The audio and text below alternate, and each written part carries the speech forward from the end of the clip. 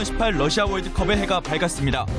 신태용 감독이 이끄는 축구대표팀의 이번 월드컵 성과에 기대감이 쏠리는 가운데 4강 신화를 쓴 2002년 한일 월드컵, 첫 원정 16강 진출 역사를 쓴 2010년 남아공 월드컵의 경기력이 다시 주목받고 있습니다. 특히 태극전사들의 가치를 전 세계에 알리며 한국 축구의 새로운 이정표가 된 2002년 한일 월드컵의 의미는 남다릅니다. 신년 특집으로 꾸미는 정봉주의 품격시대. 지금부터 불꽃 같은 투혼, 붉은 악마 함성이 공존했던 한국 축구의 역사적 순간을 4명의 특별한 손님과 이야기 나눠봅니다.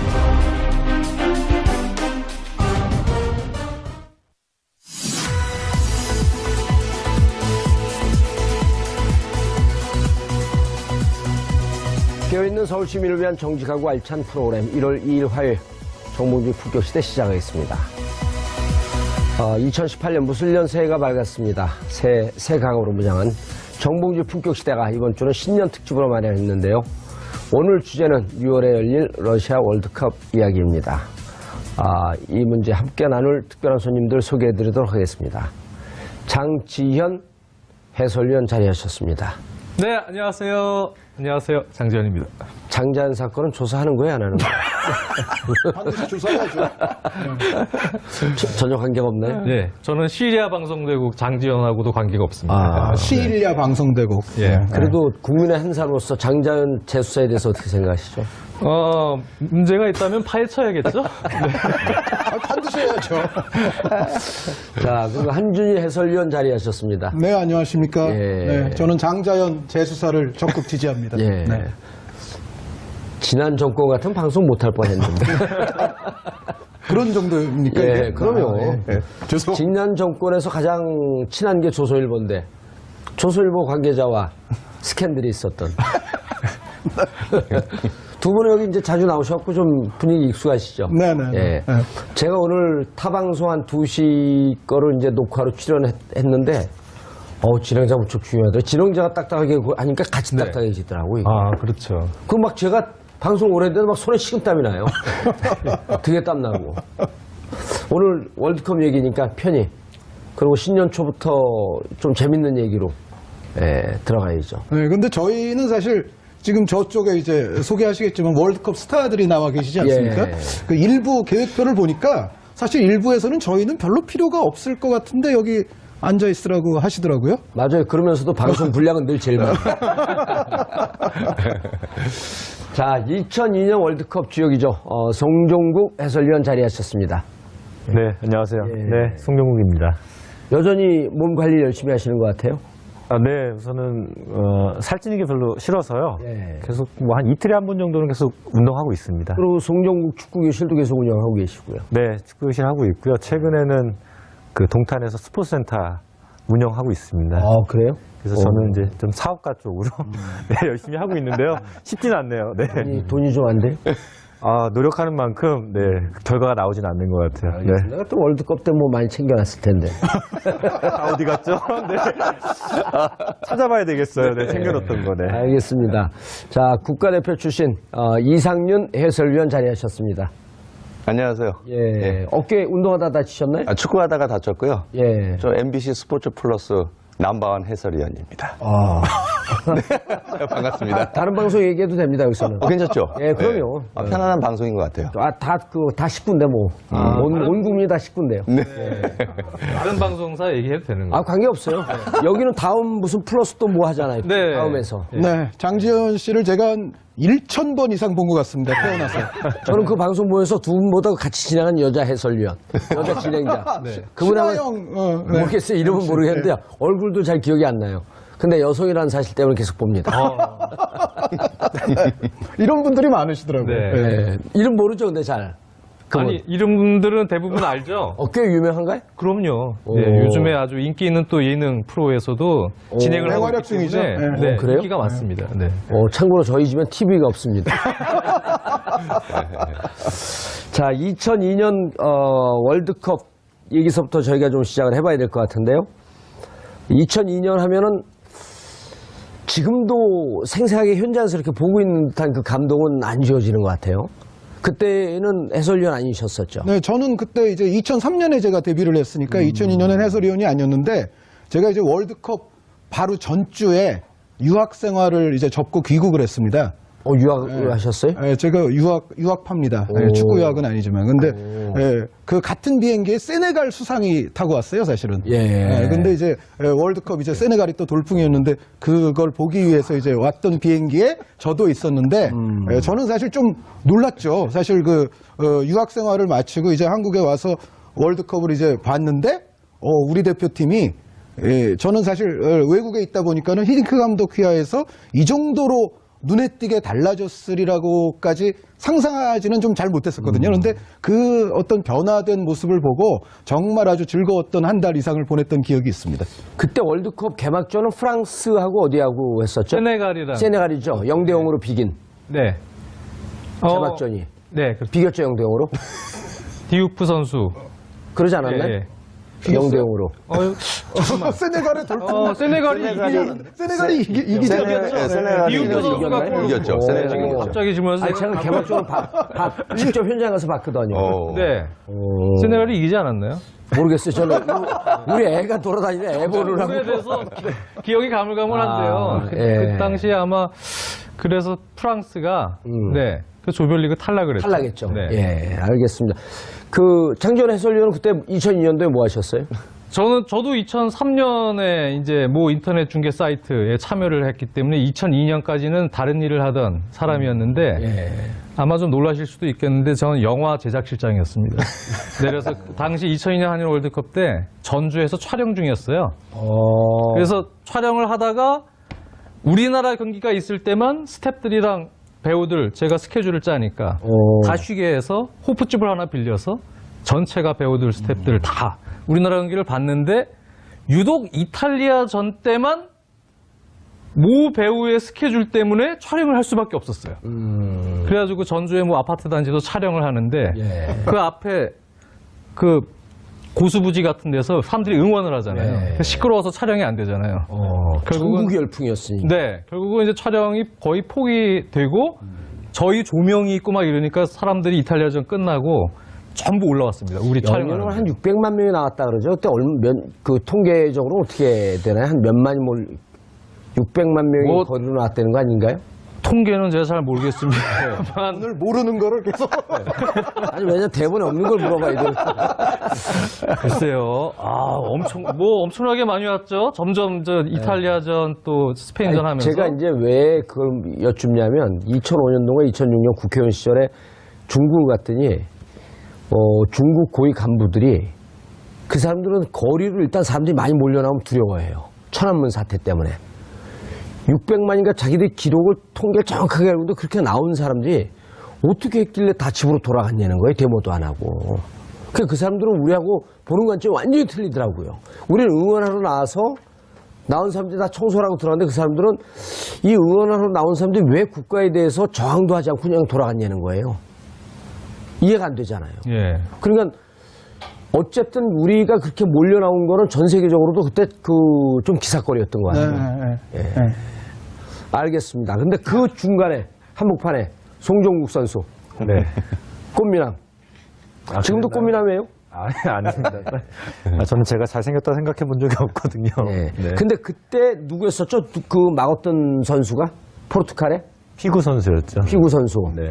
그래서 피구 선수를 철통방어를 했는데 네.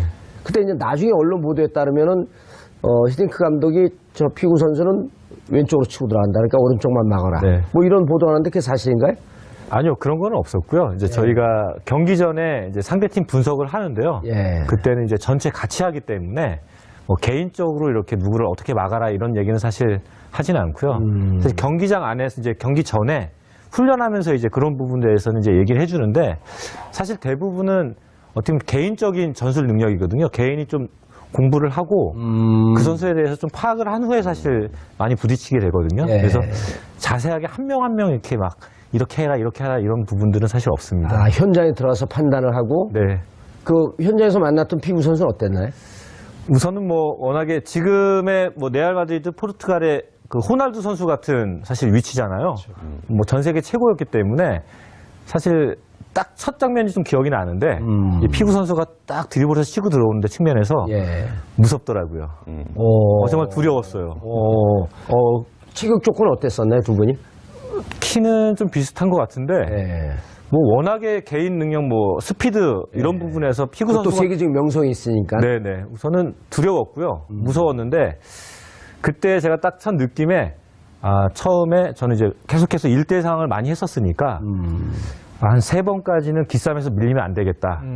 그래서 우선은 좀 강하게 한번 붙어보자 해가지고 처음에 딱 붙었는데 딱 보니까 패스할 게 아니고 저를 제치기 위해서 드리블 하려고 딱 하더라고요. 폼이. 그래서 툭 치길래 이제 쫓아갔는데 제가 그 당시만 해도 이 짧은 구간 한 10m에서 30m는 정말 빨랐었거든요. 100m는 좀 느린데. 예. 그래서 첫 번째 딱 부딪히고 이기고요. 뭐. 그 다음에 또 두 번째, 세 번째도 마찬가지로 이겼다는 게 공을 뺏었다는 건가? 안 뚫렸다는 뺏었죠. 건가? 네. 뚫리지 않고 뺏었고요. 원래 공격수하고 1대1로 붙으면 이제 그 축구를 잘 모르시는 분들은 네.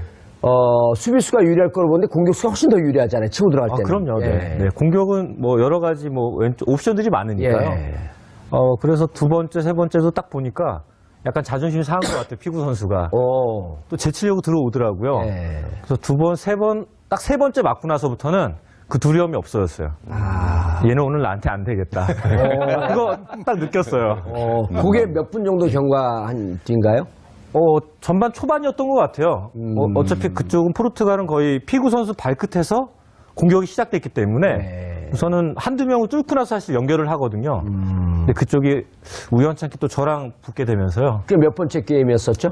세 번째. 세 번째. 예. 저희가 그때 이 영대용 비기자고 하는 그 사인을 보낸 선수가 누구였었나요? 뭐 저는 사실 경기장 안에서 못 봤고 예. 이제 끝나고 나서 뭐 이제 선수들끼리 얘기하면서 이제 포르투갈 선수들이 비기면 같이 올라갈 수 있는데 왜 그렇게 길을 쓰냐? 뭐 그런 의미로 그 당시만 해도 사실 우리나라 선수들이 영어를 다 잘 못했어요. 대부분이 뭐 아시겠지만은 해외파도 없었고 대부분 또 국내파고 또 일본에 뛰는 선수 많아서 아마 뭐 간단한 제스처하고 뭐 이런 동작으로 선수들이 좀 알아챈 것 같아요. 근데 뭐 저희는 그 당시만 해도 이제 상대팀 결과도 몰랐고 끝날 때까지요. 무조건 뭐 이겨야 된다. 이 생각만 하고 있었기 때문에 마지막까지 그냥 최선을 다한 것 같아요. 알겠습니다. 2002년 월드컵 워낙 감동이 깊기 때문에 좀 이따 계속 말씀 나눠보기로 하고요. 이상윤 해설위원님 뭐가 그렇게 행복하세요? 오늘 섭외를 정말 잘 하신 것 같아요. 여기는 성공한 케이스. 좀 무릎의 아이콘. 왜요? 아니, 저는 90년도 이태리 월드컵을 나가긴 했는데요. 그때가 대학교 4학년 때였습니다. 건대. 예, 건대. 이영표 선수. 이영표가 후배고요. 이영표가 후배죠. 예, 그리고 황선홍 감독이 선배고. 1년 후배. 1년 후배요? 예, 1년 후배입니다. 예, 그래서 그때는 개인적으로 상당히 최순호 선배님, 김주성 선배님, 정영환 선배님, 그때만 해도 선배님들한테 얼굴도 못 든 그런 기억들이 있어서 경기를 한 경기도 못 뛰었어요. 이 90년도 가. 90년도 저도 거기 건대 나온 선수들을 많이 알고 있어요. 누구 알고 계십니까? 정청래 선수. 정청래. 네? 정청래? 선수가 다른 분야의 선수죠. 정치 선수예요, 선수. 정청래는 모르세요? 제가 정치 쪽으로는 문이 아니라. 공갈 정청래 선수. 지금 민주당 대변인 하고 있는 강훈식 선수. 갑자기 지금 두려워지고 있습니다. 왜요? 모르니까요. 국회의원들이에요? 거기다가 제가 답변을 제대로 할 수 없어서. 알겠습니다. 예. 어쨌든 그래서 경기를 90년도는 우리 성적이 어땠었죠? 저희가 조별리그 예선 통과 못했죠. 처음 16강 올라간 게 2002년도 아니에요. 그렇죠. 그전엔 다 떨어진 거고. 그러니까는 제가 봤을 때는 우리 송정국 해설위원이 참 정말 선수로서 실력적인 부분에서도 뛰어났고요. 2002년 세대는 저는 개인적으로 행운아라고 생각합니다. 실력도 실력이지만 홈그라운드에서 한다는 그 이점이 저는 상당히 아주 강점을 가지고 있다고 생각하거든요. 90년도 이태리 월드컵에서 좋은 성적을 내지 못했지만 또 우연찮게 또 98년도 프랑스 월드컵을 나갔는데 그때도 저희가 아마 원정 경기에서 첫 승할 수 있는 팀이라고 할 정도로 강팀이었었거든요. 근데 그때도 승리를 하지 못했어요. 근데 아까 제 후배는 황선홍 감독이 중국전 마지막 경기에서 마지막 경기에서 부상을 당했어요. 평가전이었죠. 프랑스 가기 전에 그때서부터 뭔가 꼬이더라고요. 그때 황선홍 선수가 엔트리에는 그 25명 포함은 됐지만 뛰지는 못했죠. 가서. 그렇죠. 그러니까 중각전에서 부상을 당하면서 예. 같이 가긴 했는데 그 부상이 호전이 안 되고 아하. 예, 그래서 경기를 뛰지 못하면서 그 97년도 예선전은 제가 상당히 좋았습니다. 그래서 황선홍 감독이 부상 당하면서 첫 번째 골의 주인공은 이상윤이다 할 정도로 기대를 많이 했는데 네. 또 거기 가서도 또 불운이었습니다. 너무 안 좋은 축들이 많아서. 왜요? 왜 불운이었어요? 저희 멕시코전에 예. 첫 경기 정말입니다. 이거 웜업 할 때 김태형 선수. 첫 경기에 저희가 멕시코랑 경기할 때 저희가 웜업 하잖아요. 몸을 푸는데 예. 저는 공격수고 우리 김태형 선수는 수비수인데 예. 공격수가 저희는 이제 마지막 부분에서 슈팅을 하고 나오는데 슈팅하고 나오는데 돌아서는데 제가 김태형 선수 슈팅한 볼에 맞고 기절했습니다. 이거 실합니다, 실화. 예, 그러니까 한 20m 정도 거리가 됐는데 예. 저는 슈팅하고 나오는데 뭔가 번쩍 하더라고요. 그때 당시에도 김태형 선수가 그렇게 슈팅이 강한 선수가 아니었거든요. 근데도 대표 선수급 되면은 그게 그렇게 가까이서 맞으면 거의 흉기 아니에요? 한 20m 정도에서 저 돌아섰는데 그 공이 날라오는데 반사적으로 제가 반응을 했었는데 반응이 안 되더라고요. 맞고 그냥 앞쪽으로 그냥 꼬꾸라졌어요. 네, 근데 그때 당시에 그 한프리 마당이었거든요. 예. 근데 그 경기를 뛰어야 되나 말아야 되는 어떤 그 중요한 순간에 선수가 욕심이 있잖아요. 예. 90년도 이태리 월드컵에서 한 경기도 못 뛰었고 94년도 발탁이 안 됐고, 안 됐고 98년도 이제 또 기회가 왔는데 그러니까 많은 사람들이 저에게 기대를 많이 했었거든요. 저도 자신도 이 경기를 통해서 저를 한 번 더 부각시켜야 된다는 그런 예. 생각을 했었거든요. 근데 그렇게 될 거라고 생각도 전혀 못했죠. 근데 또 김태형 선수가 밥 먹을 때 또 제 옆입니다. 그 두고두고 아주 이런 얘기하면 안 되겠지만 좀 죽이고 싶은 생각도 좀. 왜냐면 지금 김태형 선수는 살아있나요? 그 선수는 뭐 날아다니고 수원삼성 코치로 잘 살고 있어요. 그러니까 이게 제가 준비를 정말 많이 했잖아요. 예. 근데 그렇게 한 게임도 못 뛰었어요. 그래서 또 경기를 뛰었는데 예. 우리가 멕시코전에서 하석주 선수가 프리킥 나고 골 넣었잖아요. 예. 근데 그 선수가 또 백태클해서 퇴장당할 거라고 생각도 못했죠. 아, 그게 98년이었었나요? 그러니까 그때 당시에 하석주 선수가 프리킥 놓고 좋았고 한 5분 만에 그렇죠. 백태클 들어갔고 바로 퇴장당하고. 그러니까 선수가 11명 대 11명이 싸워도 힘든 상황에 예. 저는 웜업할 때 볼에 맞아서 기절을 했잖아요. 상태가 좀 안 좋은 상태가 안 좋은 그러니까 상태에서 10명이 아니라 9.5명이 그렇죠. 그러니까 11대 10으로 했는데 하석주가 또 퇴장을 당하니까 11대 9로 한 거죠. 그러니까 그 경기를 통해서 상당히 아쉬웠고 그래서 저희가 3대1로 패배를 하면서 그때 계속 안 좋으니까요. 요만한 것도 크게 불씨가 되더라고요. 차범근 감독이 중간에 경질된 맞습니다. 제가 때였었죠. 황태자였습니다. 두 게임하고 세 번째 게임 하기 전에 경질돼갖고 맞습니다. 감독이 바뀌었나 그랬었죠 그때. 그때 얘기하자면 비하인드 스토리가 많은데요. 예. 그때 그러니까 안 될래니까요. 요만한 것도 계속 다 끄집어내서 그래서 좀 마음 가슴 속으로 뭐 경기도 잘 안 풀렸지만 예. 야 이게 축구판에 좀 안 좋은 그런 것들을 많이 봤습니다. 그러고 나서 그 예선전 탈락하고 그럼 선수단 분위기가 어떻게 됩니까? 싸늘하죠. 이건 이제 원래 탈락할 팀이 아니었었어요? 그러진 않았네. 그러진 않았고 전 그 선수가 그때는 한번 그 최강이어서 올라갈 가능성이 있다는데 황선홍 선수의 부상. 그렇죠. 뜻하지 않는 부상. 그러니까 그때 당시만 해도 97년도 저희 멤버가 상당히 나쁘지 않았거든요. 예. 뭐 아까 뭐 우리 송정국 해설위원이 얘기했지만 이동국 선수라든지 고정수 선수 그 선수들이 나오면서 저희 선수들의 어떤 스쿼드가 상당히 탄탄했습니다.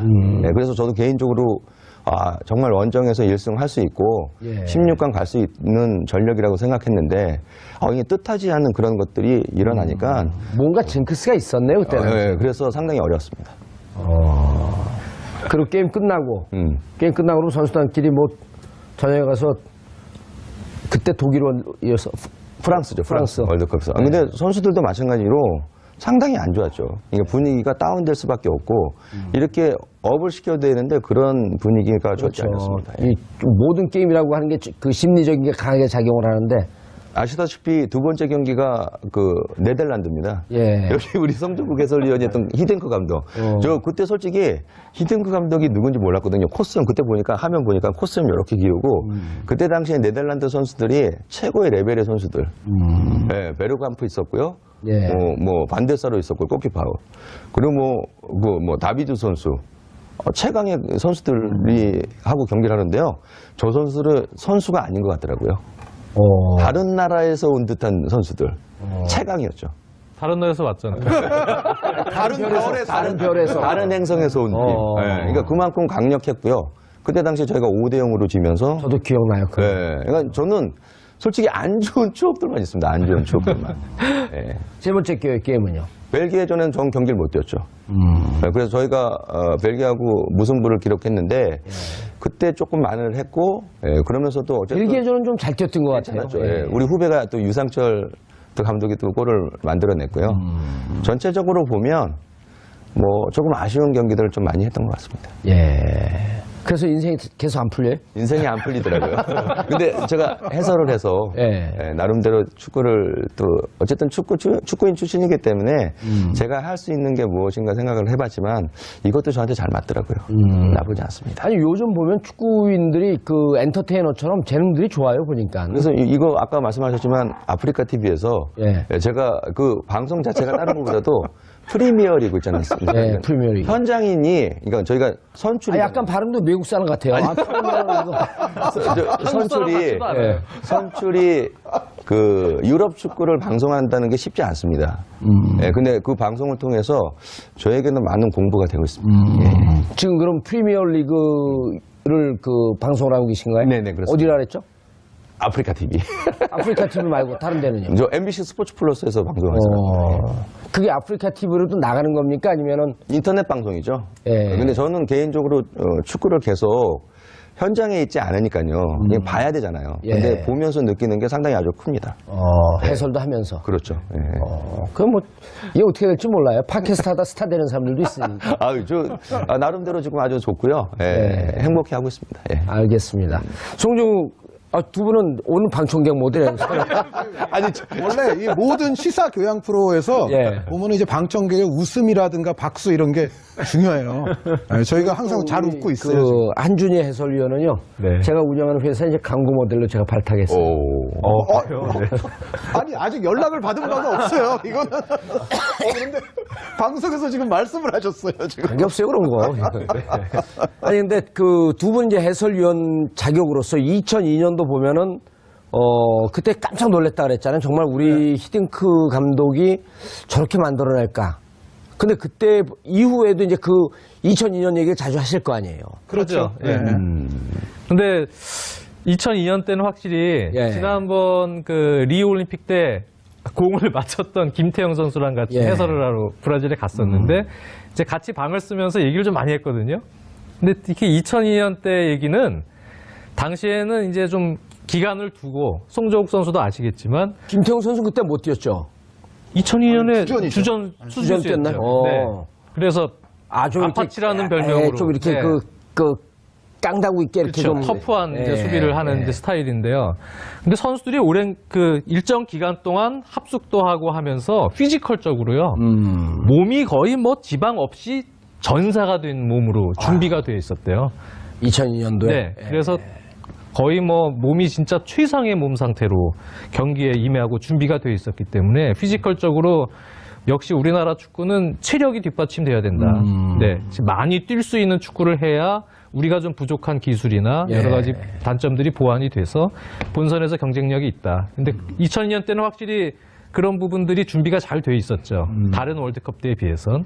그래서 아마 그런 부분들이 좀 많이 도움이 됐던 것 같아요. 시간적 준비나 체력적 준비 이외에도 저는 개인적으로는 히딩크 감독이 우리에게 새로운 것을 전수해준 부분들이 굉장히 많다고 생각을 합니다. 그러니까 히딩크 감독이 우리나라에 이제 처음 와서 저는 뭐 직접 송정국 선수처럼 경험한 건 아닙니다만 듣기에는 대한민국이 월드컵에서 지금껏 성공을 못하는 가장 큰 이유 중에 하나가 히딩크 감독이 여러 가지 이제 진단을 내렸습니다만 그 중에 하나가 뭐냐면 이전의 실패로부터 발전과 교훈을 얻지 못하는 것 같다라는 이야기를 히딩크 감독이 했다고 해요. 그러니까 예를 들어서 경기 중에도 여러 가지 그 상황, 시츄에이션들이 벌어지지 않습니까? 근데 그럴 때 어떻게 요령껏 대응해야 우리가 손해 안 보고 그 시간 이후부터 또 경기를 다시 잘할 수 있는지들에 관해서 우리는 월드컵을 그 이전까지도 여러 차례 하기는 했습니다만 실제적으로 그러한 요령이라든가 대처 방식이 는 게 없다.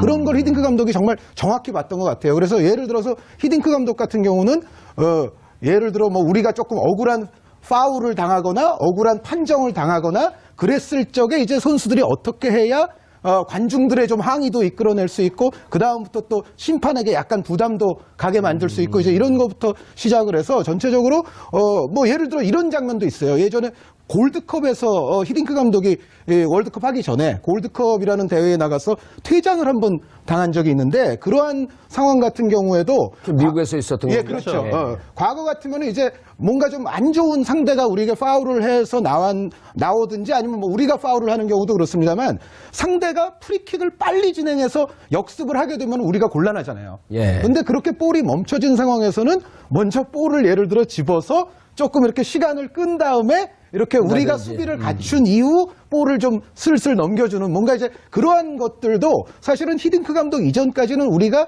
매번 당함에도 불구하고 우리가 계속해서 그런 요령을 숙지하지 못했었는데 동네 축구에서는 자주 나오는 건데. 아 그렇죠. 어떻게 보면 그것도 히딩크 감독 이후의 영향일 수도 있어요.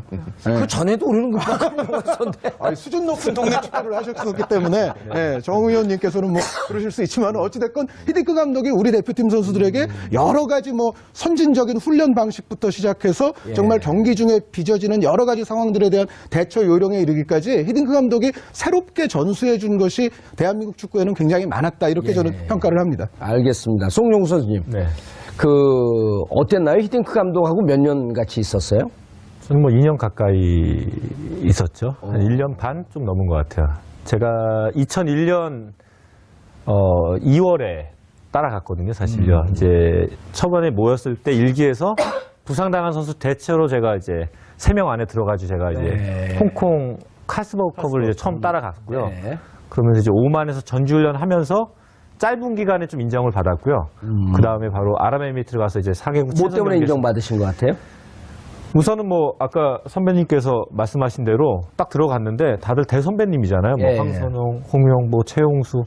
사실 여기서 경쟁에서 경기를 뛰겠다는 것보다는 그냥 여기서 있으면서 잠깐 뭔가 배우고 가자 하는 마음으로 들어가서 정말 온 힘을 다한 것 같아요. 연습할 때부터 남들보다 두세 발 더 뛰고요. 그냥 정말 제가 가진 모든 것을 그냥 쏟아 부은 것 같아요. 그러다 보니까 정말 짧은 기간이었던 것 같아요. 한 1, 2주 동안 그때 그 협회 관계자분이 지나가면서 야, 히딩크 감독이 종국이 널 잘 본 것 같은데? 그 얘기 딱 듣는 순간요. 그 희한한 힘이 나더라고요. 그래서 오만 가서 이제 훈련하면서 한 일주일 정도 있었는데 그때 제가 처음으로 주전 조끼를 받았어요. 그러면서 아랍에미리트를 가서 첫 경기에서 제가 골을 넣었거든요. 그러면서 인정을 받았는데 사실 1년 반 동안 있으면서 월드컵 때까지 인정은 받았지만 정말 힘들었죠. 사실 왜냐하면은 제가 이제 오른쪽 풀백으로 계속 뛰었지만은 시작부터 그 자리만 뛴 게 아니고 미드필드도 뛰고 수비도 보고요. 또 섀도우 스트라이커도 보고 사실 골키퍼하고 전방 센터포드 빼놓고는 다 봤어요, 제가. 근데 그걸 보면서 판단을 하거든요. 그리고 따라오지 못하면 사실 함께 가지 못하는 그런 상황들이 많았었기 때문에 또 그런 선수들이 상당히 많았었고요. 그러면서 그 과정에 있어서 사실 어떻게 보면 제가 갖고 있던 그동안 보여주지 못했던 그런 능력들을 끄집어내준 것 같아요. 거기서 좀 잘 맞았던 것 같고. 그런데 이제 그 한국 축구의 이제 고질적인 뭐 이게 축구뿐만 아니라 정치권에도 이제 똑같은 현상인데 이른바 이제 그 과거 이제 허정무 감독 이 그 국가대표 감독하면 연대 출신 선수들을 뭐 한 7, 80%를 뽑고 또 차범근 감독이 국가대표하면 고대 출신을 또 한 7, 80% 뽑고 이런 게 어찌 보면 일상이었거든요. 그런데 이제 2002년도 국가대표 구성을 보면 출신이 연고대 출신이라고 해서 뭐 대한민국 어쨌든 그 적자고 이제 에이스 그룹이라고 하지만 안정환 선수라든지 박지성 선수라든지 전혀 그쪽 출신 아닌 안정환 선수 같은 경우 수원대 출신 아닌가요? 아주대. S1의 아주대. 그다음 박지성 선수 같은 명지대 졸업도 못하고 고졸인가요? 그럼 지금? 아니 그런데 이제 와갖고 선수 구성이 다양해지면서 정말 실력으로 뽑고 있다. 네. 이런 거에 대한 국민들 신뢰가 확 갔거든요. 네, 맞습니다. 어떻습니까, 내부에서는? 우선은 뭐 그 전까지는 사실 인맥 이런 부분들이 사실 중요했고요. 학교도 중요했고요. 전체적으로 그랬는데 사실 히딩크 감독님이 왔을 때도 사실 히딩크 감독이 선수를 알지 못하는 상황에서 결국은 주위에서 협회에서 주위에서 추천을 통해서 사실 처음에 모이거든요. 그러면서 1기 때부터 아마 월드컵 끝날 때까지 한국에서 한다는 선수들은 다 아마 대표팀에 들어갔다 나왔어요. 그 과정 추천으로 한 바퀴 돌리니까 계속. 예, 어차피 들어가게 되거든요. 근데 그 전에는 어느 정도 짜여 있으면은 뭐 한 20명, 25명 짜여 있으면 거기서 큰 변화는 없고 몇 명만 왔다 갔다 하는 상황이었고요. 하지만 히딩크 감독이 와서는 뭐 저도 들어간 것처럼 테스트 겸 들어갔는데 이 친구가 생각보다 괜찮다 그러면은 좀 시간을 좀 줬던 것 같아요. 기회를 주고 그 기회를 통해서 내가 원하는 스타일의 축구를 해 그러면은 좀 오랫동안 좀 끌고 가는 스타일이죠. 그러니까 모든 선수에게 어떻게 보면 기회를 주게 됐고 또 그 안에서 정말 잘했던 선수들이 많은데 잘하지만은 공은 잘 타지만은 체력적으로 많이 뛰지 않은 선수들. 공격만 하고 수비는 안 하는 선수들이 또 많았고 이런 선수들은 사실 어떻게 좀 낙오가 됐죠. 그러면서 국민들의 또 신뢰도 받고 또 선수들 간에도 이 감독을 좀 믿고 가야 되겠다는 저 스스로는 개인적으로는 믿고 가도 되겠다고 해서 대부분은 좀 어떻게 보면 저를 위해서도 쪘지만은 이 감독을 위해서 그 중간에 5대0으로 저희가 많이 졌잖아요. 그럴 때도 감독님을 위해서 좀 이번 경기는 정말 내가 한번 제대로 해보자 이런 마음을 좀 많이 가졌던 것 같아요. 네. 이상윤 위원님, 보면은 이제 히딩크 감독이 한국 축구의 이 지평을 많이 바꿔놨는데 그 이후로 해외 나간 선수들도 확 늘어났고요. 그런데 이제 이른바 이제 동네 축구를 봐도 평상시에 술 자주 먹는 친구들한테 패스를 자주 하잖아요. 근데 국가대표면 완전 프로인데 거기도 선후배가 딱 나뉘어 있어 선배한테 패스 안 하면은 뭐 이거 나중에 좀 봉변을 당할까 뭐 이런 두려움이 있어요 국가대표들도. 옛날에는 좀 그랬던 것 같아요. 이상윤 선수가 뛸 때는요. 저 때도 아무래도 선배들 쳐다보지도 못했고요. 그리고 패스 미스 잘못하면 정말 좀 뭐랄까 얘기 안 해도 뭐 기회에 눌리고요. 내가 정말 경기장에 나가도 내가 가지고 있는 실력을 하나도 보여주지 못했던 것 같아요. 정말로. 지금 뭐 우리 송정국 해설위원이지만요. 2002년 선수들이 최근에 축구를 보면 문화가 완전히 바뀐 거네요. 그러면은. 개성이 없어요. 개성이 없는 선수들이 조금 뭐랄까 개성 있는 선수들이 많아야 되는데 이때 선수들을 보면요. 지금도 제가 이렇게 되새겨 보면 정말 축구가 11명이 하긴 하지만 다른 포지션 대기 명단 선수까지도 히딩크 감독이 원하는 선수들로 구성원을 잘 갖췄다. 정말 그런 생각이 들더라고요. 개성들이 다 있다는 그렇죠. 그 개성을 하나로 이렇게 만들어가는 과정 속에서 히딩크 감독의 외국인 감독이 가질 수 있는 정말 체계적이고 시스템적인 게 잘 갖춰졌기 때문에 우리 대한민국에서 4강을 할 수 있었던 그 원동력이 되지 않았나 싶습니다.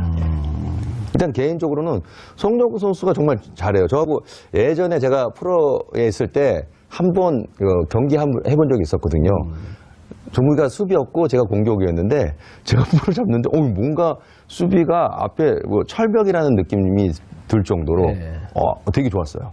근데 송정국 선수 제가 공차는 걸 한두 번 봤는데 동네 축구에서 동네 축구에서도 국가대표 A매치 뛰듯이 뛰더라고요. 진짜 그래. 정말 열심히 해요. 아무도 용서하지 않더라고요. 제가 보니까 8명을 뚫고 가더라고요. 수비도 수비지만요. 공격도 잘하고요. 정말 정상적으로 경기하는 근데 것처럼. 동네 축구에서는 예의가 있거든요. 그런 거. 3명 빼고 어느 패스 해주는데 8명을 빼고 그때도 누구 밀어줄 줄 알았더니 그때 슛을 때리고 골을 넣고 나오더라고요. 그게 프로예요. 그거는 사실 이제 프로 출신으로서 사실 자주 하지는 않아요. 드리블을 해서 많이 제치기보다는 주위에 이제 사실 약간 못하시는 분한테 좀 밀어주는데 가끔 한 경기에서 한두 번은 보여줘야 돼요. 안 보여주면은 상대방이 좀 보니까 상대방이 좀 건방지게 굴더라고 제가 보니까.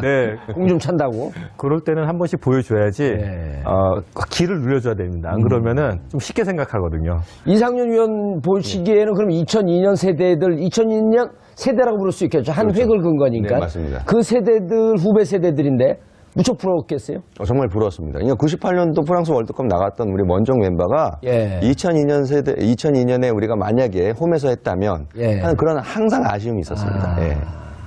그런데 지금 다시 원점으로 왔어요? 예. 2018년 세대가 다시 98년 세대로 20년을 돌아간 것 같아요. 지금의 어쨌든 신태용 감독이 부임하면서 예. 말도 많고 탈도 많았잖아요. 그러니까 개인적으로는 저희 다시 얘기하지만 97년도에 예선전 할 땐 너무 좋았어요. 그러니까 예선전 나갔을 때 저희가 정말 많은 사람들한테 기대를 할 수 있는 그런 실력을 보여줬는데 오히려 저는 축구 방송하면서도 항상 얘기하는데 흐름이라고 생각해요. 그러니까 신태용 감독도 지금의 정말 흐름을 탔고 그리고 흐름을 탔다고 저는 생각하거든요. 그리고 정말 힘들었거든요. 그리고 또 비난도 너무 많이 받았고요. 예. 그러니까 저도 축구인의 한 사람으로서 항상 주변에 있는 축구 안 하는 사람들이 요새는 프로축구, 그러니까 프리미어리그, 유럽에 있는 축구들이 수준이 높아졌잖아요. 예. 그거 보는 눈들이 너무 높아져서 한국 축구에 대한 어떤 수준을 거기에 지금 맞추는 거죠. 예. 그러다 보니까 정말 못한다고 얘기할 때 저도 뭔가 이렇게 대변을 해줘야 되는데 쉽지 않더라고요. 그렇다고 해서 못하는 거를 잘할 수 있다라고 변명하는 것도 싫고요. 근데 지금 제가 봤을 때는 그 흐름을 잘 가져간다면 오히려 저는 2018년도 러시아 월드컵에서 개인적으로 저는 좋은 좀 성적 낼 거라는 예감을 갖고 있습니다. 건대 축구부 감독을 맡으셨었나요? 했었죠. 네네. 얼마나 하셨어요? 지금 한 1년 반 정도밖에 하지 못했는데 좀 아쉬웠습니다. 예. 감독으로서 감독의 눈으로 바라본 지금 우리 대표팀 일단 신태용 감독의 고충이나 이런 게 좀 이해가 가든가요? 그러니까 신태용 감독도 공격적인 성향의 또 출신이에요. 그런데 자기가 원하는 색깔을 100% 지금 하지를 못하고 있죠. 처음에 맡았을 때도 저희가 정말 승점 1점이 중요했고 이 상황에서 뭔가 잘못되면 탈락할 수 있는 위기에 왔었기 때문에 자기 색깔을 보여주지 못했었거든요. 그래서 예. 하지만 우리가 월드컵에 지금 러시아 진출을 했고요. 근데 아마 저는 개인적으로 신태용 감독도 지금의 그 분위기를 잘 이끌어낸다면 자신이 원하는 축구가 있거든요. 철학도 있고. 예.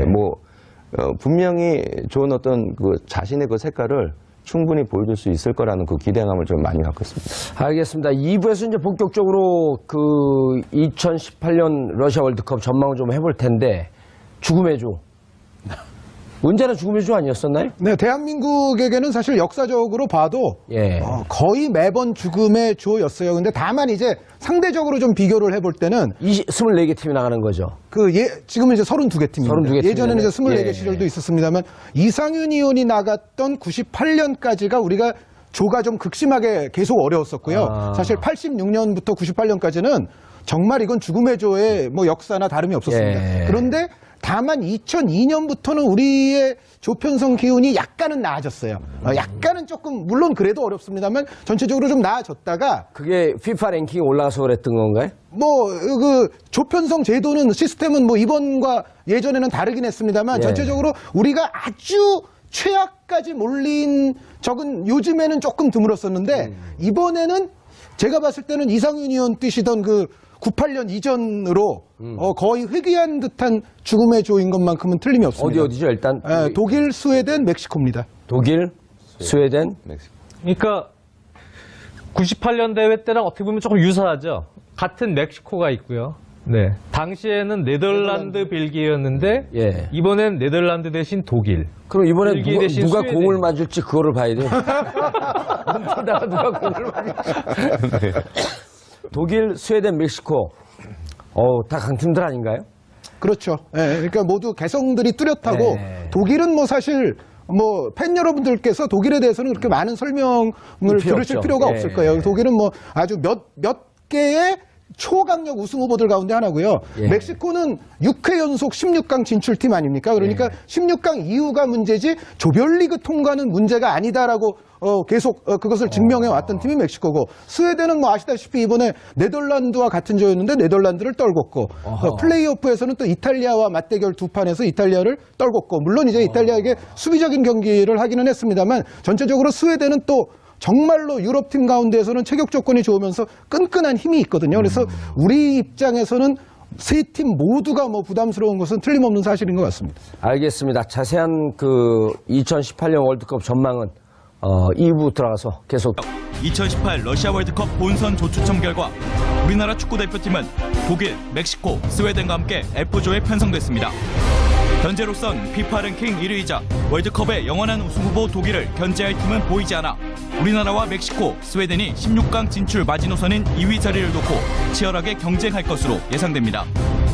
막강 전력의 강팀들로 구성된 조편성에 우려의 목소리도 나오지만 독일의 3전 전승 전망 속 한국이 1승 1무 1패, 승점 4점을 기록한다면 16강 진출을 기대해 볼 수도 있다는 분석도 나오고 있습니다. 특히 첫 상대국인 스웨덴과의 경기가 16강 진출 여부를 정할 가장 중요한 경기가 될 것으로 보입니다. 지난해 7월 출항해 9회 연속 본선 진출이란 기록을 세운 신태용호. 하지만 불안한 전술, 투지 없는 경기력이 도마 위에 오르며 국민들의 비판을 받아야 했습니다. 16강 진출을 위한 당금질에 돌입한 신태용호가 이제까지 이어진 뼈아픈 지적을 몸에 새겨 러시아 월드컵에서 확 바뀐 모습을 보여줄지 새로운 축구 신화를 써 국민들의 마음을 울릴 수 있을지 주목됩니다.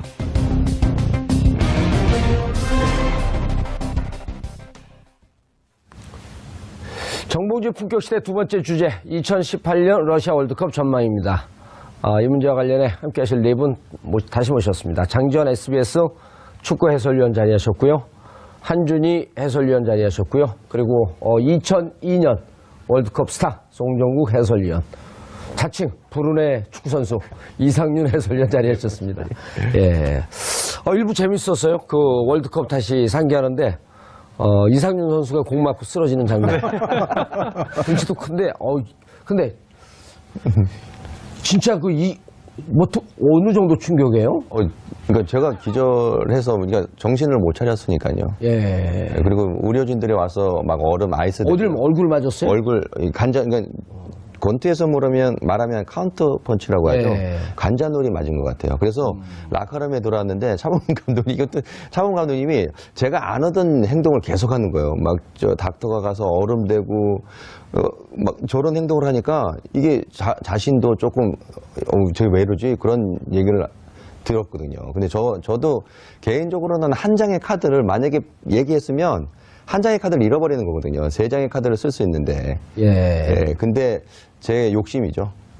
욕심에서 그랬던 것 같아요. 아니, 동네 축구에서는 이렇게 이제 프리킥 찰 때 예. 일부러 대놓고 배를 그냥 공을 차갖고 이제 막 패싸움 나고 이제 게임 끝나고 그러거든요.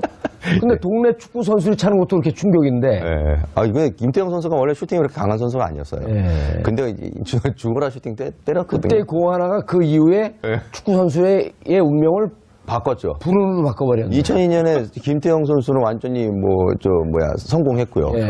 저는 그 이후로 그러니까 그 얘기는 계속해요. 김태형 선수가 오래 생존해 있었으면 좋겠어요.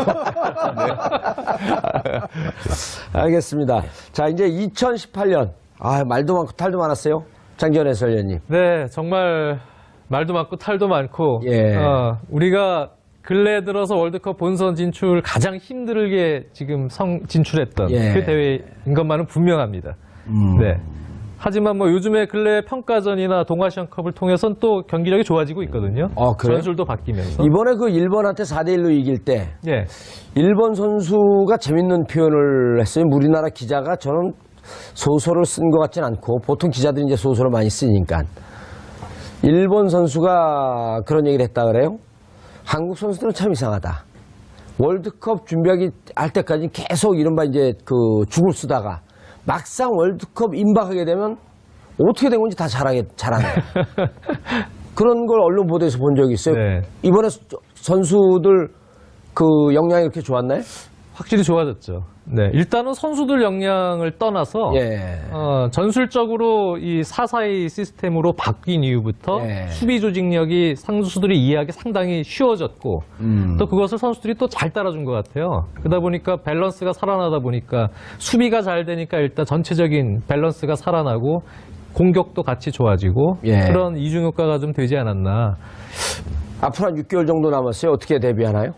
6개월에 관한 이야기들이 언론지상에도 지금 많이 나오고 있습니다만 예. 일단 송정국 선수가 가장 잘 알고 있을 겁니다. 우리의 어떤 선전을 이끌어내는 가장 중요한 원동력은 역시 대회에 들어갔을 때 선수들의 컨디션과 몸 상태, 체력이라는 생각이거든요. 기본적으로 우리가 독일이 됐든 스웨덴이 됐든 멕시코가 됐든 뭐 한 발, 두 발 더 뛰고 더 빨리 뛴다는 마음가짐으로 경기를 치러야 되는데 그러기 위해서는 선수들의 몸 상태와 체력 상태가 우리가 100% 최상인 상황에서 스웨덴과의 첫 경기에 임해야 됩니다. 그런데 결국은 그러자면은 선수들이 지금 개별적으로 다 흩어져서 소속팀에서 경기를 하고 있지 않습니까? 예. 근데 그 선수들이 일단 뭐 부상도 조심해야 되고 전체적인 어떤 자신의 컨디션을 월드컵에 좀 맞춰서 올릴 수가 있어야 되고요. 그것을 또 대한축구협회와 코칭 스태프도 지속적으로 관리를 해줘서 뭐 전술과 뭐 이런 것도 중요하고 분석도 당연히 중요하고 모든 게 다 중요하고 우리는 사실은 모든 게 100%가 돼야만이 사실은 16강 진출을 할 수가 있습니다. 그런데 그 가운데에서도 가장 기본은 역시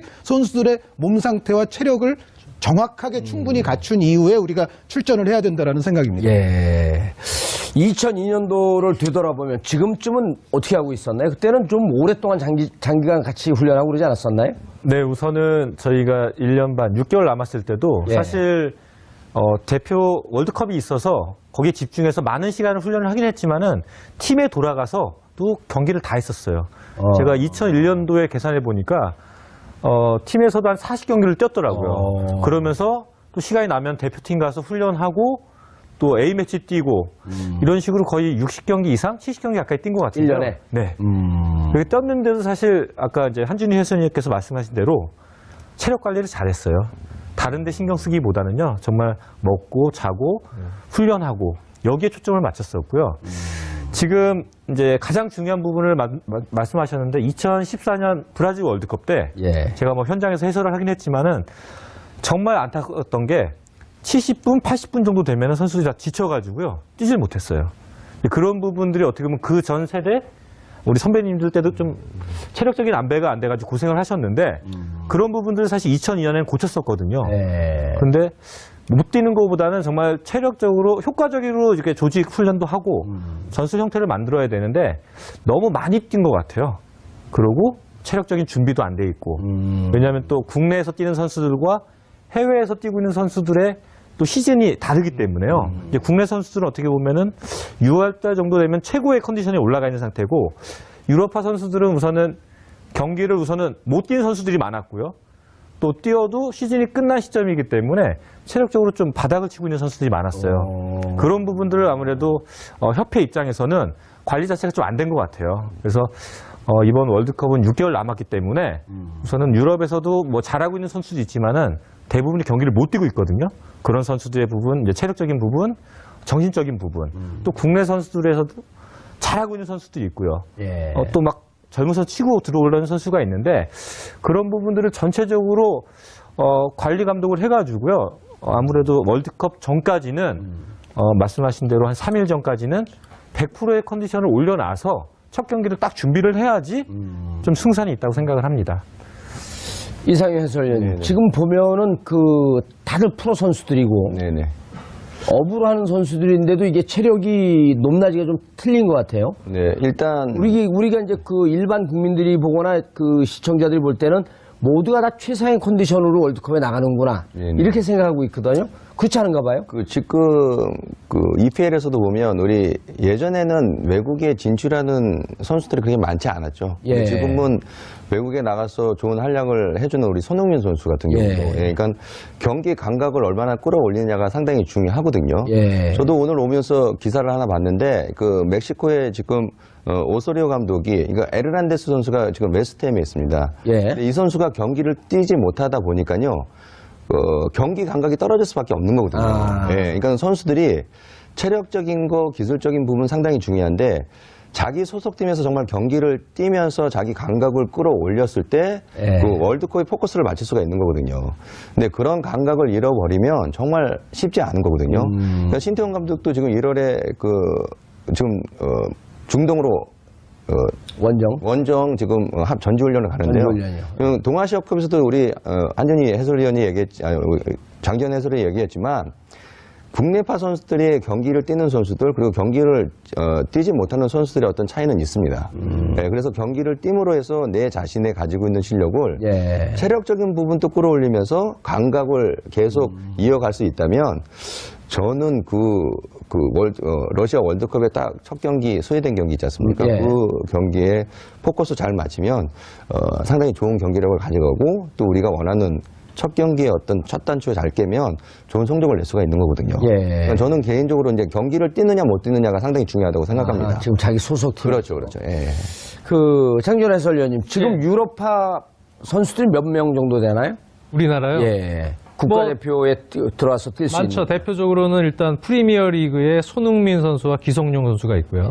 또 분데스리가에서는 이제 구자철 선수로 대표가 될 수가 있고요. 그 외에 이제 어린 선수들 중에 석현준 선수나 황희찬 선수나 이런 선수들을 지금 권창훈 선수까지 있죠. 디종의 프랑스에 그런 선수들을 또 대표팀에 발탁할 가능성이 있기 때문에 글쎄요. 뭐 많게는 한 8명 뭐 이상, 이청용 선수는 못 뛰나요? 요즘 게임을? 이청용 선수가 요즘에 게임을 많이 못 뛰기 때문에 그 발탁 여부가 좀 불투명합니다. 그래서 전체적으로는 아마 뭐 적게는 뭐 6명, 5명부터 많게는 뭐 8명까지도 발탁이 될 수 있지 않을까 보고 있습니다. 그럼 이 선수들이 다 그 소집이 돼서 월드컵을 합숙훈련하면서 준비하는 기간이 어느 정도 되는 거죠?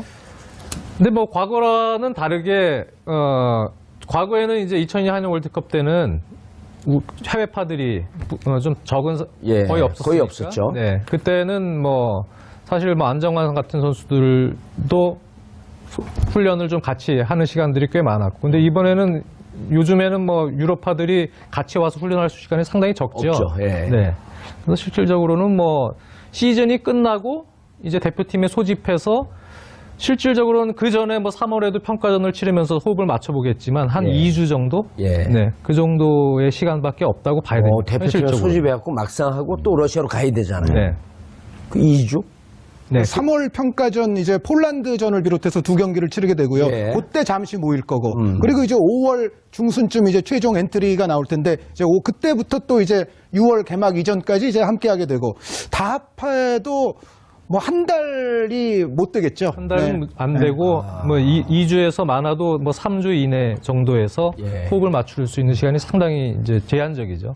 그러면 그때 2002년도하고 비교할 땐 이건 상대적으로 팀 그 손발을 맞추기에는 무척 그 짧은 시간 아닌가요? 맞습니다. 네. 그때 뭐 큰 장점은 또 우리나라에서 했었고요. 뭐 협회나 또 구단, 뭐 전체 나라에서도 뭐 월드컵 성적을 내기 위해서 전체로 뭐 물질적으로라든가 시간적으로 저희에게 시간을 많이 줬었고요. 하지만 지금은 저희가 뭐 그 후로는 이렇게 모여서 함께 훈련할 수 있는 시간이 거의 없었던 것 같아요.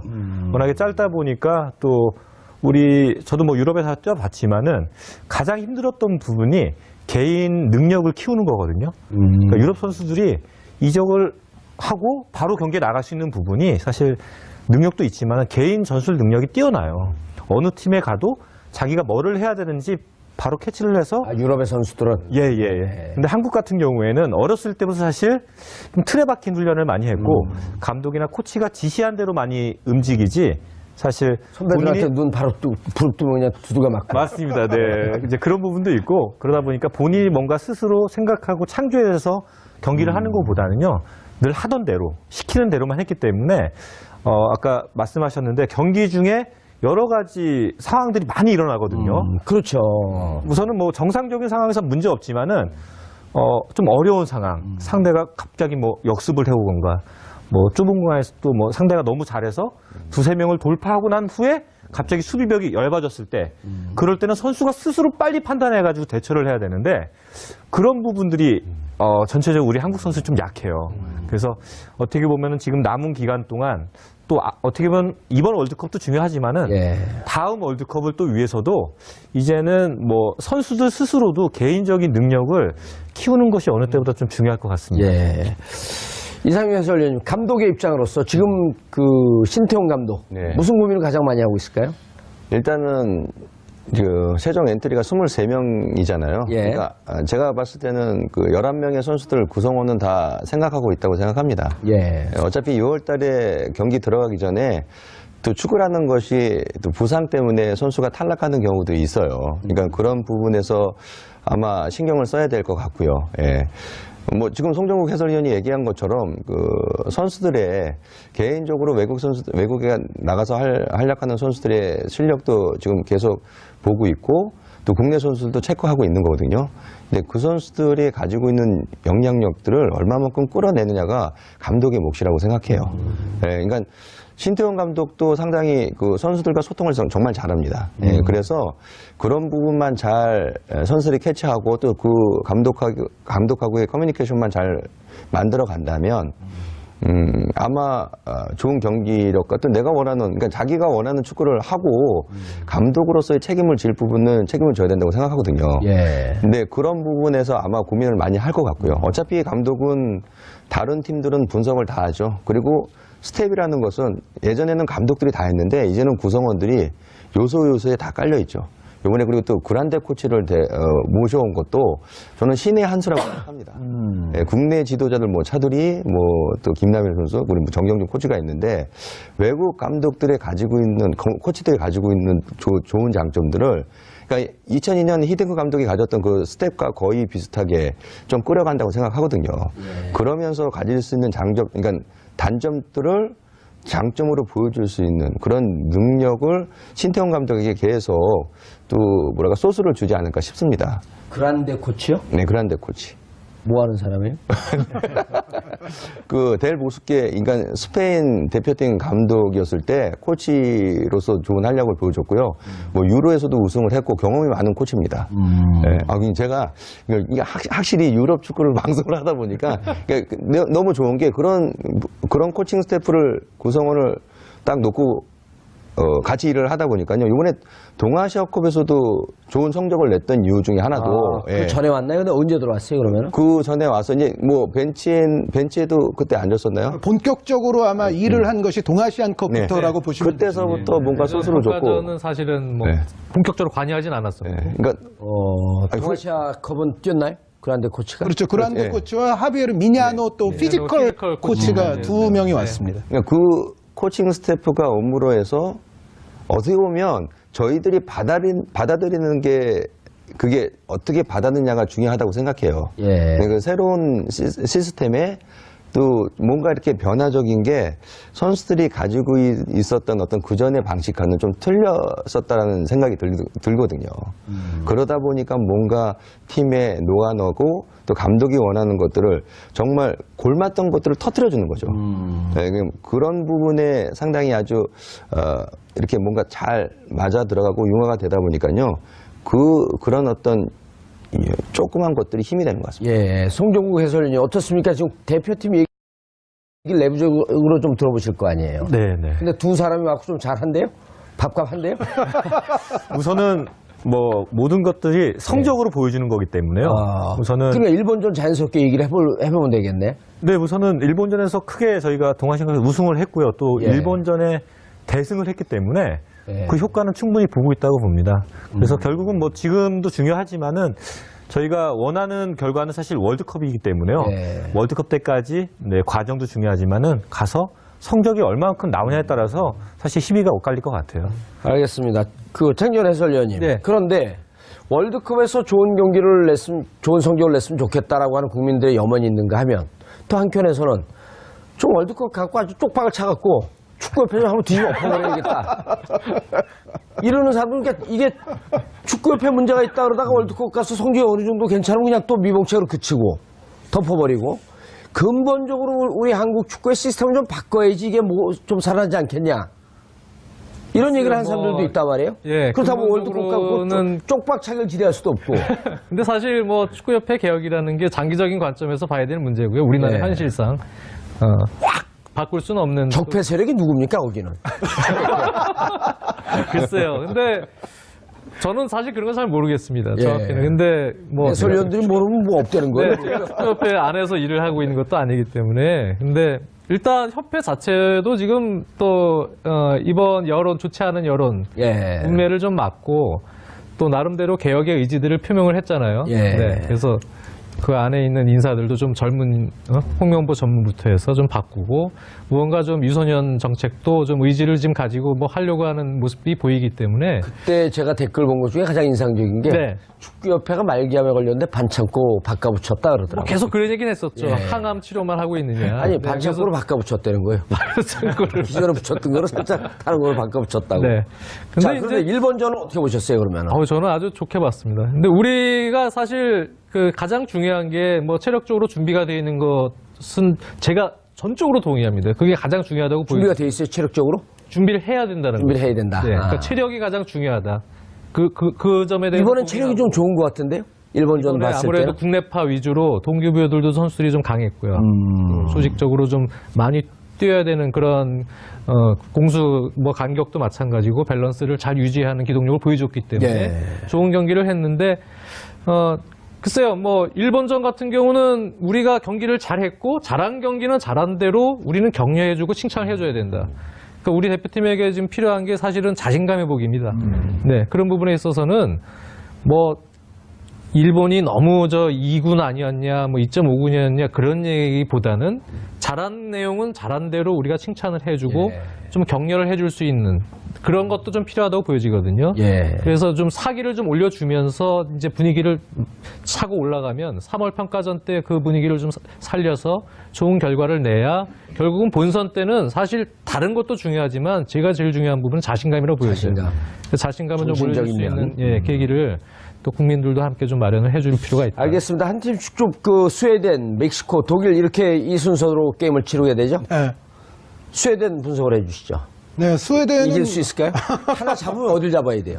일단 스웨덴을 잡아야 됩니다. 올라가려면 성적이 어떻게 나야 됩니까? 1승 2무입니까? 아니면 1승 1무 1패까지 가능한가요? 1승 1무 1패일 때는 우리가 올라갔던 적도 있고 못 올라갔던 적도 있습니다. 그래서 그런 1승 1무 1패를 하게 되면 물론 이제 올라갈 수 있는 희망은 보이지만은 확실치는 않다고 보여지죠. 그런데 이제 1승 2무는?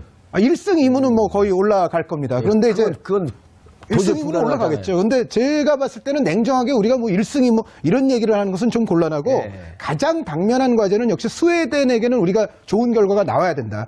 우리가 사실 지난 2014년에도 보면은 좋은 결과 우리 시청자분들이 몰라요. 2대0으로 지겠다는 거예요? 3대0으로 지겠다는 거예요? 지면은 무조건 나쁜 결과입니다. 예, 그 다음 이겨야 우리 된다. 멕시코, 독일을 감안했을 때는 무조건 나쁜 결과고. 이겨야 된다는 겁니까? 그렇죠. 예, 사실은 우리가 러시아, 알제리, 벨기에 순서 아니었습니까? 여기서 사실은 이 조에서 1위를 14년에 했던 벨기에가 3승을 했습니다. 다 이겨줬어요, 사실. 그러니까 우리가 이겨야 될 다른 나머지 알제리, 러시아를 사실 벨기에가 다 이겨줬는데 그럼에도 불구하고 우리가 뭐 아시다시피 정말 속절없이 부진한 끝에 탈락을 했죠. 그런데 이제 반면에 2010년 같은 경우에는 아르헨티나가 3승을 하면서 이때는 또 우리가 1승 1무 1패를 하면서 올라갔었어요. 그러니까 문제는 뭐냐면은 저는 조의 구성이 어떠냐, 뭐 3승할 팀이 있느냐 없느냐 이거는 중요한 문제가 아니고요. 우리가 과연 두 팀 정도를 제칠 수 있는 팀이 되느냐 안 되느냐가 가장 중요한 거죠. 그러니까 벨기에가 3승을 했을 때는 우리가 뭐 정말 우리가 못해서 못 올라간 거고 아르헨티나가 3승을 했을 때는 우리가 그리스, 나이지리아 상대로 소기의 목적을 달성했기 때문에 올라갔거든요. 그러니까 결국은 조의 구성을 따질 일이 아니고 우리가 잘해야 하는 것이 중요한데 우리가 가능성을 높이려면은 첫 경기 스웨덴전이 거의 승부처라고 보여집니다. 사실 2014년에도 우리가 러시아전에서 물론 약간 행운성 골이 하나 들어가면서 비기긴 했습니다만 사실 우리가 그때도 올라가려고 정말 했었다면 러시아를 어떻게든 잡았어야죠. 네, 근데 결국은 스웨덴전에 거의 우리의 운명은 한 7, 80% 이상 달려있다고 저는 생각이 됩니다. 그래서 스웨덴전 이기면 멕시코 스웨덴전 이기고 나도 2패하면 끝나는 거 아니에요? 그렇긴 하겠죠. 물론 이제 멕시코가 스웨덴보다 우위에 선다는 가정이라면 지금 말씀하신 대로 그럼 뭐 독일, 멕시코가 어차피 또 가게 되니까 그러니까 우리는 어차피 두 팀을 제쳐야 됩니다. 네. 두 팀을. 그거 불가능한 거 아니에요? 뭐 우선 대진상 어렵죠. 사실 스웨덴을 이기는 거는 당연히 이기고 나서 어떻게 보면 저는 다시 시작을 하고 봐요. 사실 멕시코와 독일 자체가 워낙에 강팀이기 때문에요. 지금 한준희 위원께서 말씀하신 대로 스웨덴한테 이기지 못하면은 저는 가능성 거의 없다고 봅니다. 16강 진출 가능성은요. 네. 스웨덴 이기고 네. 그다음에 우리가 스웨덴하고 할 때 멕시코는 어디하고 하나요? 독일이죠. 네. 독일이 멕시코가 독일을 이길 수가 없잖아요. 네, 전통적인 개념에서 보면 아마 멕시코가 독일에게 좀 약할 거고요. 얼마 전에 멕시코는 거의 일진에 가까웠고 독일은 거의 이진에 가까웠는데 컨페더레이션스컵에서 독일이 오히려 대승을 했거든요. 그러니까 전체적으로 정신적으로도 멕시코가 독일에게는 약간 어려울 확률이 조금 높습니다. 그래서 그렇게 보면은 멕시코는 또 두 번째 경기인 우리와의 경기에 목숨을 걸고 생사를 걸고 달려들 겁니다. 알겠습니다. 이상현 해설위원님. 부르네. 축구 선수 그 해설위원은 지금 잘 나가고 있는 거죠? 열심히 하고 있습니다. 네. 네. 자, 그러니까 스웨덴을 잡았어요. 그리고 멕시코가 독일한테 한 5알 먹고 한 5대0으로 졌어요. 네. 그러면 멕시코 포기하고 집에 가지 않을까요? 개이득입니다. 완전 제가 봤을 때 저희한테는 상당히 좋은 어떤 시나리오라고 생각해요. 무척 열정적인 반면에 또 포기도 빨리 하는 팀 아니에요? 그러니까 남미 특유의 그 북중미의 강호긴 한데요. 예. 근데 저도 멕시코랑 경기를 해봤거든요. 근데 약간 뭔가 잡을 수 있을 것 같은데 잡지 못하는 기운이 있습니다. 좀 끈적끈적한 게 있어요. 그런 게 있어요. 예, 그래서 그런 부분에 우리가 좀 조심만 한다면, 그러니까 일단은 첫 경기 저희가 원하는 그 성적을 내야 되겠죠. 예. 최소한 비기거나 뭐 정말 이긴다면 그거만큼 좋은 건 없는데 독일이 저는 무조건 멕시코를 잡는다고 생각해요. 예. 그럼 그때 이제 우리가 스웨덴 잡고. 그렇죠. 그러면 멕시코로서도 우린 분명히 잡아야 되는 1승 재물이라고 생각하거든요. 예. 그럴 때 이제 신태용 감독의 이제 수싸움에서 어떤 식으로 전략 전술적으로 나오느냐 따라서 그러니까 정말 첫 경기가 중요해요. 객관적으로 지금 우리가 불리하죠, 멕시코한테. 근데 이제 멕시코는 또 이 깽단이 발달돼 있어갖고 여기 게임에 도박이 많이 걸려 있거든요. 멕시코 승률을 높게 잡았는데 우리가 이기면 이 배율이 높아지면 당연하죠. 느닷없이 우리가 이기게끔 또 선수들한테 승부 조작 들어가지 않을까? 절대 그런 일은 없을 것 같고요. 예. 분위기상으로는 그러니까 첫 경기라고 생각해요. 예, 그래서 스웨덴. 스웨덴과의 경기에서 승률은 어떨 것 같아요, 스웨덴하고? 일단은 50대 50 봅니다, 저는. 아. 50대 50. 예. 꽤 높이 본 거 아니에요? 전 개인적으로 그렇게 봐요. 왜냐하면 어차피 스웨덴도 뭐 플레이오프에 지금 이탈리아하고 경기에서 전체적으로 수비는 탄탄하다고 봅니다만 우리도 무기가 있잖아요. 그러니까 손흥민이라는 무기. 최근에 경기력을 봤을 때도 상당히 좋더라고요. 그러니까 분명히 축구는 11명이 하긴 하지만 뭔가 하나 포텐이 터질 수 있는 선수가 있는데 전 손흥민 선수가 그런 역할을 또 충분히 해줄 수 있을 거라고 생각합니다. 송종호 해설위원님, 저는 궁금한 게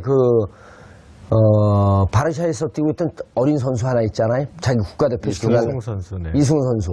맨날 국가대표 시켜달라 그러잖아요. 네네. 그 국가대표 될 자격이 있어요? 우선은 재능적으로 봤을 때는 상당히 뛰어난 것 같아요. 우선은 뭐 노력해도 사실 그 선수의 뭐 볼 터치 그리고 드리블할 때 그런 전 리듬감. 이천수의 어릴 때 모습을 보는 것 같은데. 정확하게 보셨어요. 네. 사실 그런 외모적인 것보다는 기술적인 부분에 있어서 그런 컨트롤과 아까 말씀드린 이제 드리블할 때 치고 나가는 그런 리듬, 템포 이런 부분들이 사실 연습한다고 다 되진 않거든요. 백승호 선수하고 비교하면 누가 더 좋아요? 저는 사실 봤을 때 타고난 건 이승우 선수가 훨씬 타고났어요. 체격 조건은 백승호가 좋잖아요. 그렇죠. 하지만 뭐 그냥 저는 이제 축구로만 봤을 때. 축구로만 봤을 때. 네. 그리고 아직은 이승우 선수가 아직 어리기 때문에요. 실력적인 부분에서는 충분히 더 성장할 수가 있거든요. 더 이상 키는 안 클 것 같은데 이제. 키는 크지 않아서 사실 메시 선수도 키는 크진 않잖아요. 그렇죠. 하지만 이제 부딪히면서 하기보다는 정말 완벽한 재능을 갖고 있기 때문에 이승우 선수가 지금 보면은 아직까지는 능력은 좋지만은 자꾸 부딪히면서 축구를 많이 하거든요, 사실 상대 선수하고. 그렇다고 자주 넘어지고. 네, 그러면은 이제 사실 자기의 장점과 단점을 알아서 최대한 부딪히지 않고 공을 차는 것이 그 선수는 효과적인데 아직은 제가 계속해서 보고는 있는데 그런 부분에서 부족한 부분이 많이 있습니다. 그래서 좀 아직까지는 대표 욕심이 많아서 그런 건가요? 아니면 자기 열정이 강해서 그런 건가요? 둘 다 그런 것 같아요. 욕심도 많고 열정도 많은 것 같아요. 그래서 우선은 본인이 부딪히면 안 되면은 우리 편 선수들 잘 이용을 해야 되거든요. 그런 부분에 있어서는 아직까지 막 보니까 막 몰다가 뺏길 때쯤 패스하더라고요. 그래서 축구라는 게 뭐 잘 보셨는데 내가 편할 때 패스하는 것이 아니고요. 우리 편이 편할 때 패스를 줘야 되거든요. 그렇죠. 그런 부분들을 좀 빨리 깨닫는 게 중요할 것 같아요. 이번에 대표 선수 발탁하면 그 히든 카드가 되지 않을까요? 이번에는 저는 쉽지는 않을 것 같아요. 지금 하는 걸 봐서는 이게는 아직은 한수 아니다. 아직까지는 월드컵 대표팀에 뽑혀서 활약할 수 있는 실력은 아닌 것 같습니다. 백승호. 백승호 선수도 아직까지는 좀 부족한 것 한 명 같아요. 누구 또 있잖아요. 그 슛돌이 출신인가요? 이상윤 선수가 슛돌이 출신 아니? 예. 이강인 선수는 정말 어립니다. 저는 좀 더 키워서요. 군인 해서 이상윤 선수를 어디서 많이 봤나 했더니 슛돌이에서 봤네 진짜. 전 차범근 축구교실에서. 그렇죠. 예. 차범근 축구교실 출신이에요 저도. 그러세요? 예, 저기 그 동부 이천동 거기 가서 공차를 했어요. 자, 스웨덴 네. 장지원 해설위원님, 예. 스웨덴 얘기하셔야죠. 스웨덴이 저는 그 세 팀 중에는 그래도 우리가 제일 해볼 만한 팀이라고 저는 개인적으로 봐요. 네, 그래서 일단은 물론 플레이오프 때 이탈리아 상대로 뭐 홈 원정 이렇게 같이 했죠 플레이오프 때는. 그래서 좋은 수비를 보여주면서 올라오긴 했습니다. 예. 조별리그 때 경기들을 제가 좀 많이 지켜본 편입니다. 근데 이 팀이 기복이 좀 있어요. 공격력이 일단 단조롭고. 아하. 네, 그래서 전방에 이제 마르쿠스 베리라는 선수가 있고 예. 토이보넨이라고 좀 장신 선수가 있는데 롱볼로 좀 때려놓는 스타일입니다. 아, 우리 1960년대 스타일이네. 예, 롱볼로 뻥축구. 예, 그렇죠. 그래서 롱볼로 수비진에서 때려놓고 예. 세컨볼을 떨어뜨리면 거기서 이제 경합을 해서 들어가는 상황이거나 아니면은 이제 가끔 지공이 있습니다만 그럴 때는 그 라이프치히에서 뛰는 포스벨이라는 선수가 있어요. 그 선수가 왼쪽 미드필더인데 그 선수가 중앙지향적인 플레이를 하면서 연계 역할이나 공격 지원을 해주는 그런 스타일인데 전술이 좀 간단해. 단순합니다. 어떻게 보면 이 공격 전술이나 전체적인 전술 운영이 좀 단순하고요. 예. 그리고 수비진이 뭐 그란퀴스트나 또는 요즘에 이제 맨체스터 유나이티드도 뛰고 있지만 잘 그다지 뭐 인상적인 활약을 못하고 있는 린델로프 같은 수비수가 있습니다. 근데 이 수비수들이 또 뒤가 좀 약합니다. 아하. 그래서 저는 스피드는요. 이번에 일본 팀 같은 경우도 스피드가 떨어졌고 우리한테 많이 그 그쵸. 사이드라인을 뚫린 네. 거거든요. 그래서 우리나라가 가지고 있는 장점만 잘 발휘를 하면 저는 스웨덴은 충분히 해볼 수 있다. 장점이 뭡니까? 우리나라 갖고 있는 장점. 역시 스피드죠. 네, 빠른 공격 전환. 네. 그런 부분에 있어서 저는 그래서 사실 개인적으로는 예. 작년 11월 평가전 전에 바로 예. 그 원투 그때 펀치 두 분이 우리 대한민국 축구 폭망한다고 예언하고 가지 않았나? 아니, 그 평가전 전에는 좀 예. 그때는 분위기가 좀 그럴 때였잖아요. 예. 거기 이제 편성해서 저희도 갔는데 근데 이제 사실 그때 원투펀치에서는 이승우 선수를 예. 그래도 한번 넣어보자. 한번 테스트를 해봐야 될 시기가 그때 아니냐. 그때 아니면은 이제 좀 기회가 없으니까. 그래서 그런 얘기도 저희가 방송에서 하긴 했었어요. 그리고 이제 사실 차범근 감독님 98년 월드컵 때도 경험을 이상현 위원께서 하셨지만 그때도 차범근 감독이 고종수 같은 어린 선수들을 네. 뽑으면서 이제 언론 인터뷰에서 본선 직전에 이렇게 예기치 않은 플레이를 하는 어린 선수들이 한두 명 발탁되는 것이 좋다고 생각해서 뽑았다. 라는 인터뷰도 했거든요. 근데 저는 개인적으로는 물론 이승우 선수가 아직 경험이 좀 부족하고 지금 리그에서 좀 약간 부침이 있는 출장 기회가 좀 적은 상황이긴 하지만 예. 그래도 우리가 본선에서 역습 기회를 살릴 수 있는 조커 역할 이런 역할을 필요로 할 때는 이러한 유형의 선수가 그래도 저는 어린 선수지만 이 돌발 변수로서 좀 필요하다. 그래서 한번 기회를 좀 일찍 줘봐야 되지 않겠느냐. 대표팀에, 성인 대표팀에서. 나이가 그렇게 어린 것도 아니거든요. 그래서 그런 부분에 있어서는 지난번 11월 평가전 때 전 한번 테스트를 못 시켜본 것이 조금 아쉽긴 해요. 이승우 같은 선수는. 이승우 선수. 개인적으로 그렇습니다. 예. 예. 스웨덴. 네. 스웨덴이요? 예. 스웨덴에게는 제가 뭐 칼럼 쓴 것도 있습니다만 기본적으로 전환의 속도. 그러니까 수비로부터 공격으로 나가는 전환의 속도와 좌우 측면을 또 볼을 우리가 이동시키는 어떤 전환의 속도. 스웨덴은 어떤 전략으로 나올까요? 네, 스웨덴은 사실은 우리에게 또 약간 기회가 될 수도 있는 것이요. 스웨덴이 기본적으로 이제 수비 밸런스가 그래도 탄탄한 팀 아닙니까? 예. 근데 우리를 상대로 했을 때는 스웨덴이건 멕시코건 사실 모두가 나온다. 공격적으로 나올 겁니다. 왜냐하면 우리는 그들 입장에서 봤을 때는 1승 상대고 반드시 우리를 잡아야 되기 때문에 그래서 어떤 의미에서는 스웨덴이 그 체격은 좋지만은 장 의원님 말씀대로 이제 뒷공간 커버가 조금 느릴 수가 있거든요. 그런 상황에서 우리를 상대로 3점을 노리면서 공격적으로 나올 때에는 수비가 벙벙할 수 있겠다. 그렇죠. 우리가 전환의 속도와 좌우 측면 또 볼 이동의 속도만 잘 살려준다면 오히려 그러한 스웨덴의 심리를 역으로 공략할 가능성은 없지 않다는 생각을 합니다. 그러니까 스웨덴은 한국이 아시아의 호랑이라고 하지만 스웨덴 입장에서 쥐 같다, 쥐. 그렇죠. 무조건 이겨야 되죠. 우리 쪽 입장에서. 한방 빡치면 쥐. 글쎄 올해는 쥐 잡는 날인데. 쥐 잡는 날인데.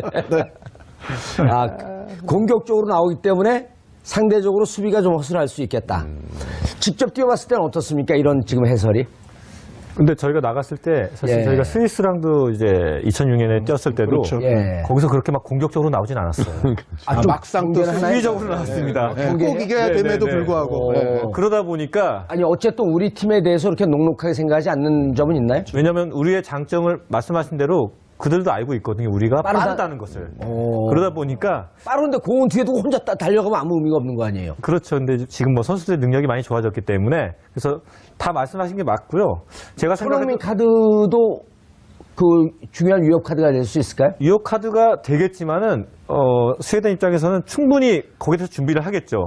한 명, 두 명 커버를 확실하게 하기 때문에 말씀하신 대로 저희를 좀 우리 대한민국을 좀 만만하게 봐야지. 그들이 좀 나와줘야지 뒤에 공간이 많이 생기거든요. 만만하게 보게끔. 네, 그렇지 않고 만약에 수비적으로 하면서 기존에 하고 있는 역습 그거를 뭐 하게 된다면은 정말 어려운 경기 될 것 같아요. 오히려, 예. 예, 그러면 나와주면 왜냐면 저희도 스웨덴에게 승점 3점을 따야 되는 상황이기 때문에 마찬가지거든요. 근데 누가 처음도 우리 수비를 잠궈두고 있다가 네, 잠궈두고 있으면서 저쪽이 어떻게 나오는지 일단 전략을 보다가 네. 대응을 해야 되는데 네. 나와주면 좋지만 안 나왔을 때는 우리 서로 수비로 잠궈놓고 있을 수는 없는 거 아니에요? 그러니까 우리의 큰 단점이 상대가 잠갔을 때 그거를 뚫고 들어가는 그런 세밀한 연결이 사실 안 되거든요. 그렇기 때문에 상대가 나오지 않았을 경우에는 정말 답답한 경기가 될 것 같고요. 예. 그러다가 또 공격으로 올라갔다가 스웨덴도 마찬가지로 상당히 역습이 빠르거든요. 단순하고. 그렇기 때문에 그런 부분에 있어서 단순하지만 역습 빠르다. 예, 그리고 결정력이 또 확실하기 때문에요. 최근에 뭐 잘하고는 있지만은 사실 지금까지 과정에서는 사실 저희가 수비에서의 문제점들이 정말 많이 나타났었거든요. 예. 그리고 조직적인 부분도 그렇지만 개인 능력에 있어서도 많이 부족한 모습을 보여주고 있는 상태이기 때문에 남은 기간 동안에 그런 포백 라인을 빠르게 좀 정리를 해야 될 것 같아요. 지금 아직까지도 양쪽 측면에 또 중앙 수비가 수비가 불안하다. 그러니까 그전에는 이미 6개월 전이면은 포백이 딱 정해져 있거든요. 예. 변화가 없어요. 근데 지금은 매 경기 바꾸고 있거든요. 그런 부분들이 좀 빨리 불안하다. 달라져야 될 것 같아요. 알겠습니다. 이상윤 해설위원님께서 봤을 때 아까 이제 네 분 다 공이 체력적인 면을 강조를 했는데 체력은 좀 어떨 것 같습니까? 유럽파, 국내파. 어차피 체력적으로는 선수들이 준비를 하죠. 근데 거기에 나갈 정도면요. 분명히 감독으로서도 컨트롤을 하고요. 또 선수 입장에서는 그 부분에 포커스를 또 맞출 수 있는 그러니까 월드컵이기 때문에 예. 거기에 맞춰야 되거든요.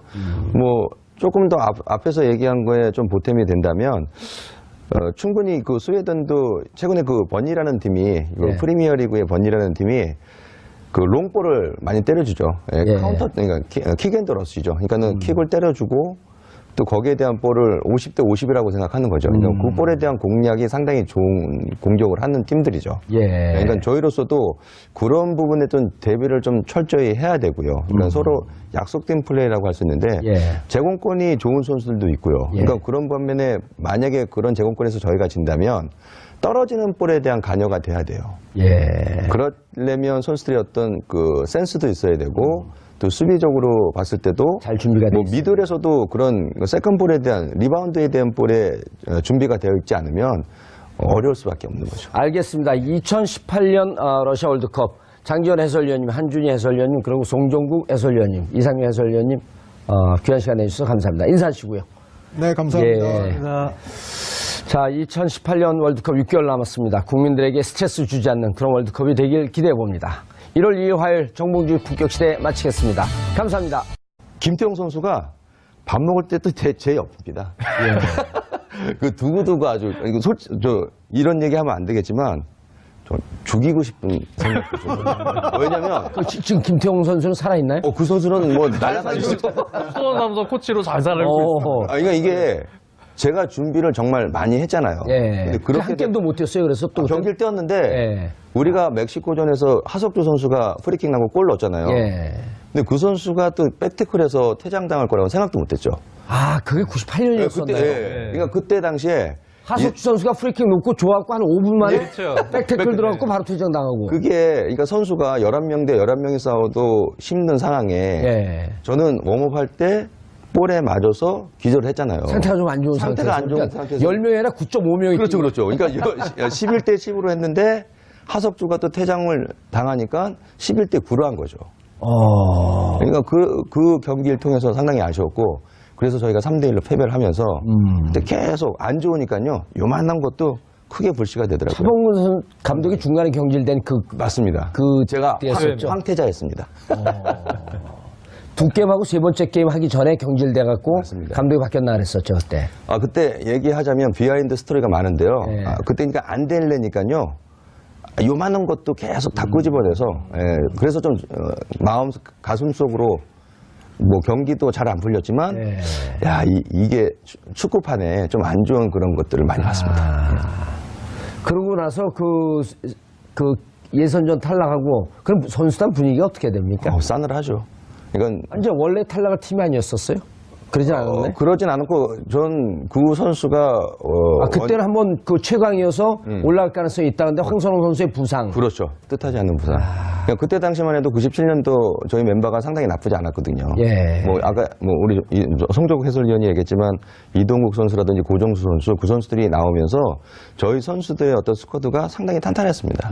네, 그래서 저도 개인적으로 정말 원정에서 1승 할 수 있고 16강 갈 수 있는 전력이라고 생각했는데 이게 뜻하지 않는 그런 것들이 일어나니까 뭔가 징크스가 있었네요 그때는. 그래서 상당히 어려웠습니다.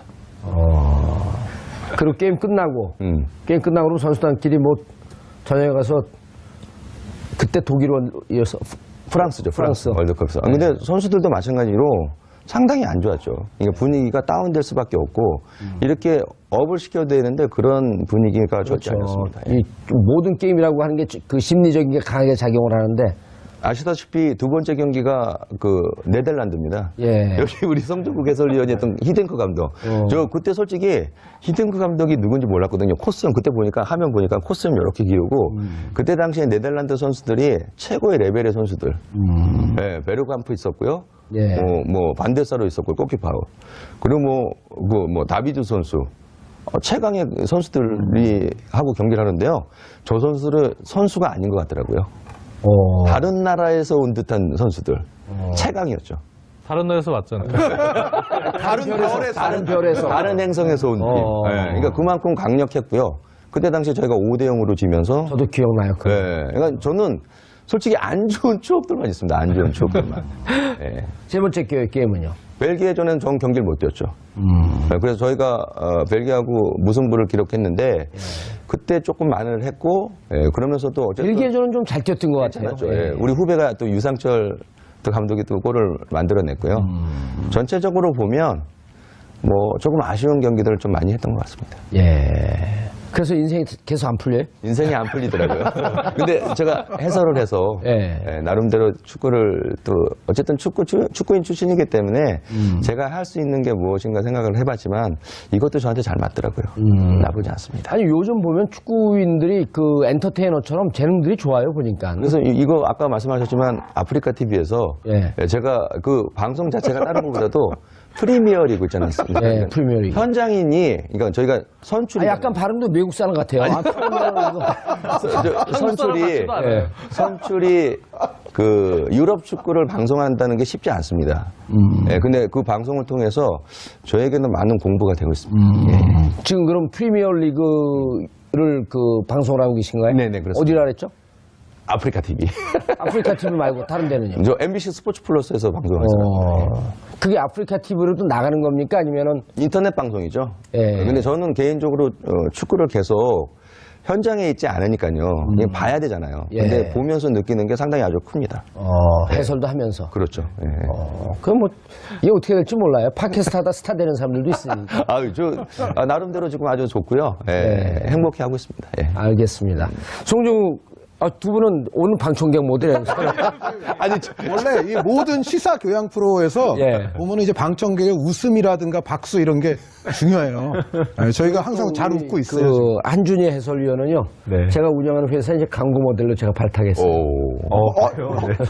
아니 아직 연락을 받은 바가 없어요. 이거는 그런데 방송 그 어떤 변화된 모습을 보고 정말 아주 즐거웠던 한 달 이상을 보냈던 기억이 있습니다. 그때 월드컵 개막전은 프랑스하고 어디하고 했었죠? 세네갈이랑. 세네갈이죠. 0대0으로 비긴 네. 개막전이. 네. 그렇죠. 비겼죠, 0대0으로? 디우프 선수. 그러지 않았나요? 예, 예. 0대0으로. 세네갈의 돌풍. 세네갈이 이기지 않았죠? 세네갈이 디우프 선수가 골 이겼죠. 세네갈이 이겼죠. 갑자기 지면서 아니, 제가 개막전을 직접 현장에 가서 봤거든요. 네. 세네갈이 이기지 않았나요? 모르겠어요. 저는 우리 애가 돌아다니는 애 보느라고. 그거에 대해서 기억이 가물가물한데요. 아, 그 예. 당시에 아마 그래서 프랑스가 네. 그 조별리그 탈락을 했죠. 탈락했죠. 네. 예, 알겠습니다. 그 장지원 해설위원은 그때 2002년도에 뭐 하셨어요? 저도 2003년에 이제 모 인터넷 중계 사이트에 참여를 했기 때문에 2002년까지는 다른 일을 하던 사람이었는데 예. 아마 좀 놀라실 수도 있겠는데 저는 영화 제작실장이었습니다. 네, 그래서 당시 2002년 한일 월드컵 때 전주에서 촬영 중이었어요.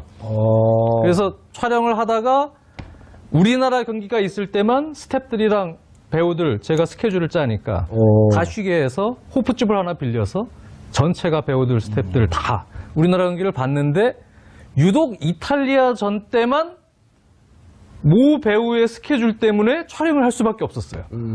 그래가지고 전주의 뭐 아파트 단지도 촬영을 하는데 그 앞에 그 고수부지 같은 데서 사람들이 응원을 하잖아요. 시끄러워서 촬영이 안 되잖아요. 전국 열풍이었으니까. 네, 결국은 이제 촬영이 거의 포기되고 저희 조명이 있고 막 이러니까 사람들이 이탈리아전 끝나고 전부 올라왔습니다. 우리 촬영을 연령은 한 600만 명이 나왔다 그러죠. 그때 그 통계적으로 어떻게 되나요? 한 몇만이 600만 명이 거리로 나왔다는 거 아닌가요? 통계는 제가 잘 모르겠습니다. 오늘 모르는 거를 계속. 아니, 왜냐면 대본에 없는 걸 물어봐야 돼.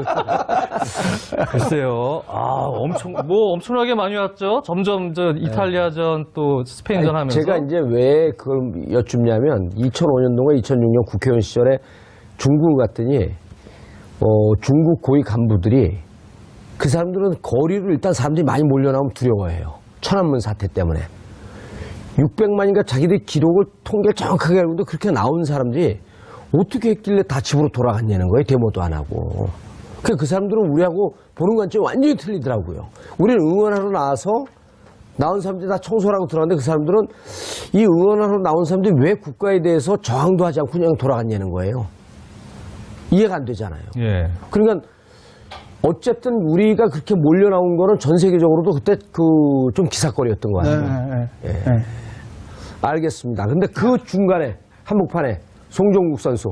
네. 꽃미남. 지금도 꽃미남이에요? 아니, 아닙니다. 저는 제가 잘생겼다 생각해 본 적이 없거든요. 네. 네. 근데 그때 누구였었죠? 그 막았던 선수가? 포르투갈의? 피구 선수였죠. 피구 선수. 네. 그래서 피구 선수를 철통방어를 했는데 네. 그때 이제 나중에 언론 보도에 따르면은 히딩크 감독이 저 피구 선수는 왼쪽으로 치고 들어간다. 그러니까 오른쪽만 막아라. 네. 뭐 이런 보도가 하는데 그게 사실인가요? 아니요, 그런 건 없었고요. 이제 저희가 경기 전에 이제 상대팀 분석을 하는데요. 예. 그때는 이제 전체 같이 하기 때문에 뭐 개인적으로 이렇게 누구를 어떻게 막아라 이런 얘기는 사실 하진 않고요. 사실 경기장 안에서 이제 경기 전에 훈련하면서 이제 그런 부분에 대해서는 이제 얘기를 해주는데 사실 대부분은 어떻게 보면 개인적인 전술 능력이거든요. 개인이 좀 공부를 하고 그 선수에 대해서 좀 파악을 한 후에 사실 많이 부딪히게 되거든요. 예. 그래서 자세하게 한 명 한 명 이렇게 막 이렇게 해라 이렇게 하라 이런 부분들은 사실 없습니다. 아, 현장에 들어가서 판단을 하고 네. 그 현장에서 만났던 피구 선수는 어땠나요? 우선은 뭐 워낙에 지금의 뭐 레알 마드리드 포르투갈의 그 호날두 선수 같은 사실 위치잖아요. 뭐 전 세계 최고였기 때문에 사실 딱 첫 장면이 좀 기억이 나는데 이 피구 선수가 딱 드리블해서 치고 들어오는데 측면에서 무섭더라고요. 정말 두려웠어요. 체격 조건은 어땠었나요, 두 분이? 키는 좀 비슷한 것 같은데 예. 뭐 워낙에 개인 능력 뭐 스피드 이런 부분에서 피구 또 선수가 세계적인 명성이 있으니까. 네네 우선은 두려웠고요. 무서웠는데 그때 제가 딱 첫 느낌에 처음에 저는 이제 계속해서 1대 상황을 많이 했었으니까 한 3번까지는 기싸움에서 밀리면 안 되겠다. 그래서 우선은 좀 강하게 한번 붙어보자 해가지고 처음에 딱 붙었는데 딱 보니까 패스할 게 아니고 저를 제치기 위해서 드리블 하려고 딱 하더라고요. 폼이. 그래서 툭 치길래 이제 쫓아갔는데 제가 그 당시만 해도 이 짧은 구간 한 10m에서 30m는 정말 빨랐었거든요. 100m는 좀 느린데. 그래서 첫 번째 딱 부딪히고 이기고요. 그 다음에 또 두 번째, 세 번째도 마찬가지로. 이겼다는 게 공을 뺏었다는 건가? 안 뚫렸다는 뺏었죠. 네. 뚫리지 않고 뺏었고요. 원래 공격수하고 1대1로 붙으면 이제 그 축구를 잘 모르시는 분들은 네. 수비수가 유리할 걸 보는데 공격수가 훨씬 더 유리하잖아요. 치고 들어갈 때는. 그럼요. 네. 네. 공격은 뭐 여러 가지 뭐 왼쪽 옵션들이 많으니까요. 그래서 두 번째, 세 번째도 딱 보니까 약간 자존심이 상한 것 같아요. 피구 선수가. 또 제치려고 들어오더라고요. 그래서 두 번, 세 번, 딱 세 번째 맞고 나서부터는 그 두려움이 없어졌어요. 얘는 오늘 나한테 안 되겠다. 그거 딱 느꼈어요. 그게 몇 분 정도 경과한 뒤인가요? 전반 초반이었던 것 같아요. 어차피 그쪽은 포르투갈은 거의 피구 선수 발끝에서 공격이 시작됐기 때문에 우선은 한두 명을 뚫고 나서 사실 연결을 하거든요. 근데 그쪽이 우연찮게 또 저랑 붙게 되면서요. 그게 몇 번째 게임이었었죠? 세 번째. 세 번째. 그때 뭐, 이 영대용 비기자고 하는 그 사인을 보낸 선수가 누구였었나요? 뭐 저는 사실 경기장 안에서 못 봤고 이제 끝나고 나서 뭐 이제 선수들끼리 얘기하면서 이제 포르투갈 선수들이 비기면 같이 올라갈 수 있는데 왜 이렇게 길을 쓰냐? 뭐 그런 의미로 그 당시만 해도 사실 우리나라 선수들이 영어를 다 잘 못했어요. 대부분이 뭐 아시겠지만은 해외파도 없었고 대부분 또 국내파고 또 일본에 뛰는 선수 많아서 아마 뭐 간단한 제스처하고 뭐 이런 동작으로 선수들이 좀 알아챈 것 같아요. 근데 뭐 저희는 그 당시만 해도 이제 상대팀 결과도 몰랐고 끝날 때까지요. 무조건 뭐 이겨야 된다 이 생각만 하고 있었기 때문에 마지막까지 그냥 최선을 다한 것 같아요. 알겠습니다. 2002년 월드컵 워낙 감동이 깊기 때문에 좀 이따 계속 말씀 나눠보기로 하고요. 이상윤 해설위원님 뭐가 그렇게 행복하세요? 오늘 섭외를 정말 잘 하신 것 같아요. 여기는 성공한 케이스. 좀 물음의 아이콘. 왜요? 아니, 저는 90년도 이태리 월드컵을 나가긴 했는데요. 그때가 대학교 4학년 때였습니다. 건대. 네, 건대. 이영표 선수. 이영표가 후배고요. 이영표가 후배죠. 예, 그리고 황선홍 감독이 선배고.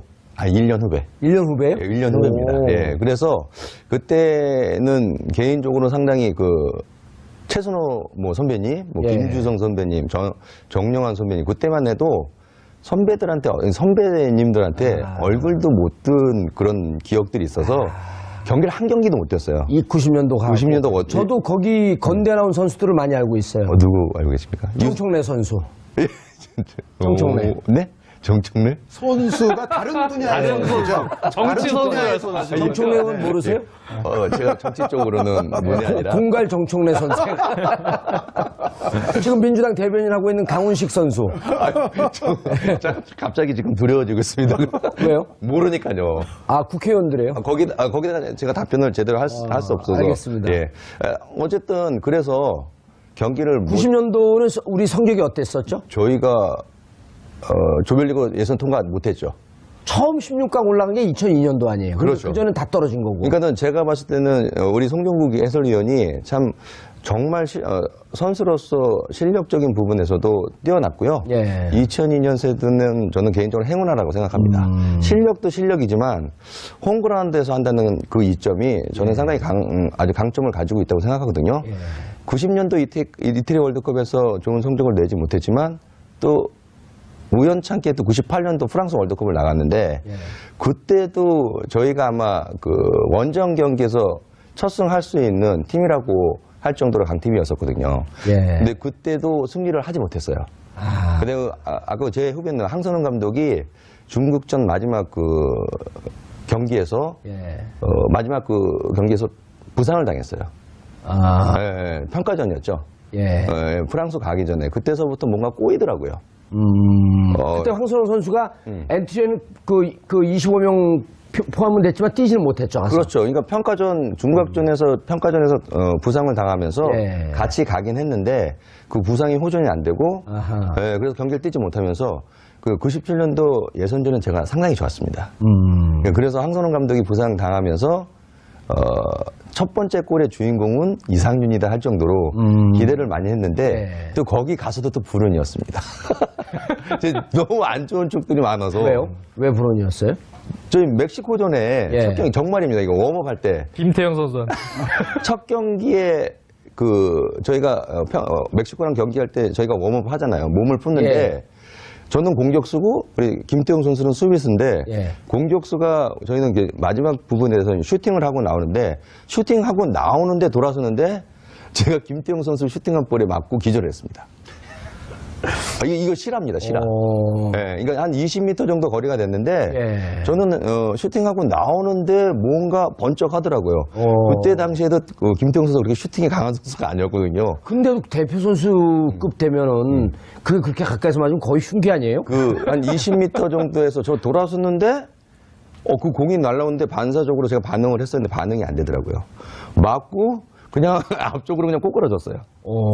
네, 근데 그때 당시에 그 한프리 마당이었거든요. 근데 그 경기를 뛰어야 되나 말아야 되는 어떤 그 중요한 순간에 선수가 욕심이 있잖아요. 90년도 이태리 월드컵에서 한 경기도 못 뛰었고 94년도 발탁이 안 됐고 98년도 이제 또 기회가 왔는데 많은 사람들이 저에게 기대를 많이 했었거든요. 저도 자신도 이 경기를 통해서 저를 한 번 더 부각시켜야 된다는 그런 생각을 했었거든요. 근데 그렇게 될 거라고 생각도 전혀 못했죠. 근데 또 그래서 지금 말씀을 하셨어요, 지금. 관계없어요, 그런 거. 아니, 근데 그 두 분 이제 해설위원 자격으로서 2002년도 보면은, 그때 깜짝 놀랐다 그랬잖아요. 정말 우리 히딩크 감독이 저렇게 만들어낼까. 근데 그때 이후에도 이제 그 2002년 얘기를 자주 하실 거 아니에요. 그렇죠. 근데 2002년 때는 확실히 지난번 그 리우 올림픽 때 공을 맞췄던 김태형 선수랑 같이 해설을 하러 브라질에 갔었는데 이제 같이 방을 쓰면서 얘기를 좀 많이 했거든요. 근데 특히 2002년 때 얘기는 당시에는 이제 좀 기간을 두고 송정욱 선수도 아시겠지만 김태형 선수 그때 못 뛰었죠. 2002년에 주전 뛰었나요? 네. 그래서 아파치라는 별명으로 좀 이렇게 깡다구 있게 이렇게 그렇죠. 좀 터프한 이제 수비를 하는 이제 스타일인데요. 근데 선수들이 오랜 그 일정 기간 동안 합숙도 하고 하면서 피지컬적으로요. 몸이 거의 뭐 지방 없이 전사가 된 몸으로 준비가 되어 있었대요. 2002년도에. 네. 그래서 거의 뭐 몸이 진짜 최상의 몸 상태로 경기에 임하고 준비가 되어 있었기 때문에 피지컬적으로 역시 우리나라 축구는 체력이 뒷받침돼야 된다. 네. 많이 뛸 수 있는 축구를 해야 우리가 좀 부족한 기술이나 여러 가지 단점들이 보완이 돼서 본선에서 경쟁력이 있다. 근데 2002년 때는 확실히 그런 부분들이 준비가 잘 돼 있었죠. 다른 월드컵 때에 비해선. 그래서 아마 그런 부분들이 좀 많이 도움이 됐던 것 같아요. 시간적 준비나 체력적 준비 이외에도 저는 개인적으로는 히딩크 감독이 우리에게 새로운 것을 전수해준 부분들이 굉장히 많다고 생각을 합니다. 그러니까 히딩크 감독이 우리나라에 이제 처음 와서 저는 뭐 직접 송정국 선수처럼 경험한 건 아닙니다만 듣기에는 대한민국이 월드컵에서 지금껏 성공을 못하는 가장 큰 이유 중에 하나가 히딩크 감독이 여러 가지 이제 진단을 내렸습니다만 그 중에 하나가 뭐냐면 이전의 실패로부터 발전과 교훈을 얻지 못하는 것 같다라는 이야기를 히딩크 감독이 했다고 해요. 그러니까 예를 들어서 경기 중에도 여러 가지 그 상황, 시츄에이션들이 벌어지지 않습니까? 근데 그럴 때 어떻게 요령껏 대응해야 우리가 손해 안 보고 그 시간 이후부터 또 경기를 다시 잘할 수 있는지들에 관해서 우리는 월드컵을 그 이전까지도 여러 차례 하기는 했습니다만 실제적으로 그러한 요령이라든가 대처 방식이 는 게 없다. 그런 걸 히딩크 감독이 정말 정확히 봤던 것 같아요. 그래서 예를 들어서 히딩크 감독 같은 경우는 예를 들어 뭐 우리가 조금 억울한 파울을 당하거나 억울한 판정을 당하거나 그랬을 적에 이제 선수들이 어떻게 해야 관중들의 좀 항의도 이끌어낼 수 있고 그 다음부터 또 심판에게 약간 부담도 가게 만들 수 있고 이제 이런 것부터 시작을 해서 전체적으로 뭐 예를 들어 이런 장면도 있어요. 예전에 골드컵에서 히딩크 감독이 월드컵 하기 전에 골드컵이라는 대회에 나가서 퇴장을 한번 당한 적이 있는데 그러한 상황 같은 경우에도 미국에서 있었던 예, 거죠. 그렇죠. 예. 과거 같으면 이제 뭔가 좀 안 좋은 상대가 우리에게 파울을 해서 나오든지 아니면 뭐 우리가 파울을 하는 경우도 그렇습니다만 상대가 프리킥을 빨리 진행해서 역습을 하게 되면 우리가 곤란하잖아요. 예. 근데 그렇게 볼이 멈춰진 상황에서는 먼저 볼을 예를 들어 집어서 조금 이렇게 시간을 끈 다음에 이렇게 우리가 나든지. 수비를 갖춘 이후 볼을 좀 슬슬 넘겨주는 뭔가 이제 그러한 것들도 사실은 히딩크 감독 이전까지는 우리가 매번 당함에도 불구하고 우리가 계속해서 그런 요령을 숙지하지 못했었는데 동네 축구에서는 자주 나오는 건데. 아 그렇죠. 어떻게 보면 그것도 히딩크 감독 이후의 영향일 수도 있어요. 그 전에도 우리는 급박한 경우였었는데. 아니, 수준 높은 동네 축구를 하셨기 때문에 예, 정 의원님께서는 뭐 그러실 수 있지만 어찌됐건 히딩크 감독이 우리 대표팀 선수들에게 여러 가지 뭐 선진적인 훈련 방식부터 시작해서 정말 경기 중에 빚어지는 여러 가지 상황들에 대한 대처 요령에 이르기까지 히딩크 감독이 새롭게 전수해 준 것이 대한민국 축구에는 굉장히 많았다 이렇게 저는 평가를 합니다. 알겠습니다. 송영구 선수님. 네. 어땠나요? 히딩크 감독하고 몇 년 같이 있었어요? 저는 뭐 2년 가까이 있었죠. 한 1년 반 좀 넘은 것 같아요. 제가 2001년 2월에 따라갔거든요, 사실요. 이제 초반에 모였을 때 일기에서 부상당한 선수 대체로 제가 이제 3명 안에 들어가지고 제가 이제 홍콩 카스버컵을 이제 처음 따라갔고요. 네. 그러면서 이제 오만에서 전지훈련 하면서 짧은 기간에 좀 인정을 받았고요. 그 다음에 바로 아랍에미리트를 가서 이제 4개국 뭐 때문에 인정받으신 것 같아요? 우선은 뭐 아까 선배님께서 말씀하신 대로 딱 들어갔는데 다들 대선배님이잖아요. 뭐 예, 황선홍, 홍명보, 최용수. 사실 여기서 경쟁에서 경기를 뛰겠다는 것보다는 그냥 여기서 있으면서 잠깐 뭔가 배우고 가자 하는 마음으로 들어가서 정말 온 힘을 다한 것 같아요. 연습할 때부터 남들보다 두세 발 더 뛰고요. 그냥 정말 제가 가진 모든 것을 그냥 쏟아 부은 것 같아요. 그러다 보니까 정말 짧은 기간이었던 것 같아요. 한 1, 2주 동안 그때 그 협회 관계자분이 지나가면서 야, 히딩크 감독이 종국이 널 잘 본 것 같은데? 그 얘기 딱 듣는 순간요. 그 희한한 힘이 나더라고요. 그래서 오만 가서 이제 훈련하면서 한 일주일 정도 있었는데 그때 제가 처음으로 주전 조끼를 받았어요. 그러면서 아랍에미리트를 가서 첫 경기에서 제가 골을 넣었거든요. 예. 2018 러시아 월드컵의 해가 밝았습니다. 신태용 감독이 이끄는 축구 대표팀의 이번 월드컵 성과에 기대감이 쏠리는 가운데 4강 신화를 쓴 2002년 한일 월드컵, 첫 원정 16강 진출 역사를 쓴 2010년 남아공 월드컵의 경기력이 다시 주목받고 있습니다. 특히 태극전사들의 가치를 전 세계에 알리며 한국 축구의 새로운 이정표가 된 2002년 한일 월드컵의 의미는 남다릅니다. 신년 특집으로 꾸미는 정봉주의 품격시대. 지금부터 불꽃 같은 투혼, 붉은 악마 함성이 공존했던 한국 축구의 역사적 순간을 4명의 특별한 손님과 이야기 나눠봅니다.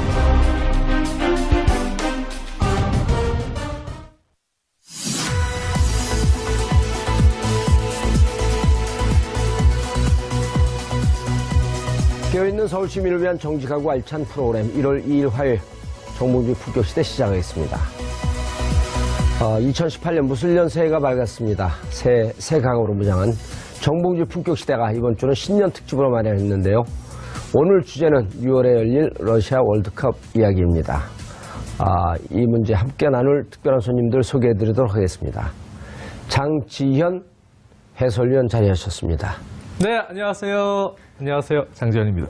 장자연 사건은 조사하는 거예요, 안 하는 거예요? 반드시 조사해야죠.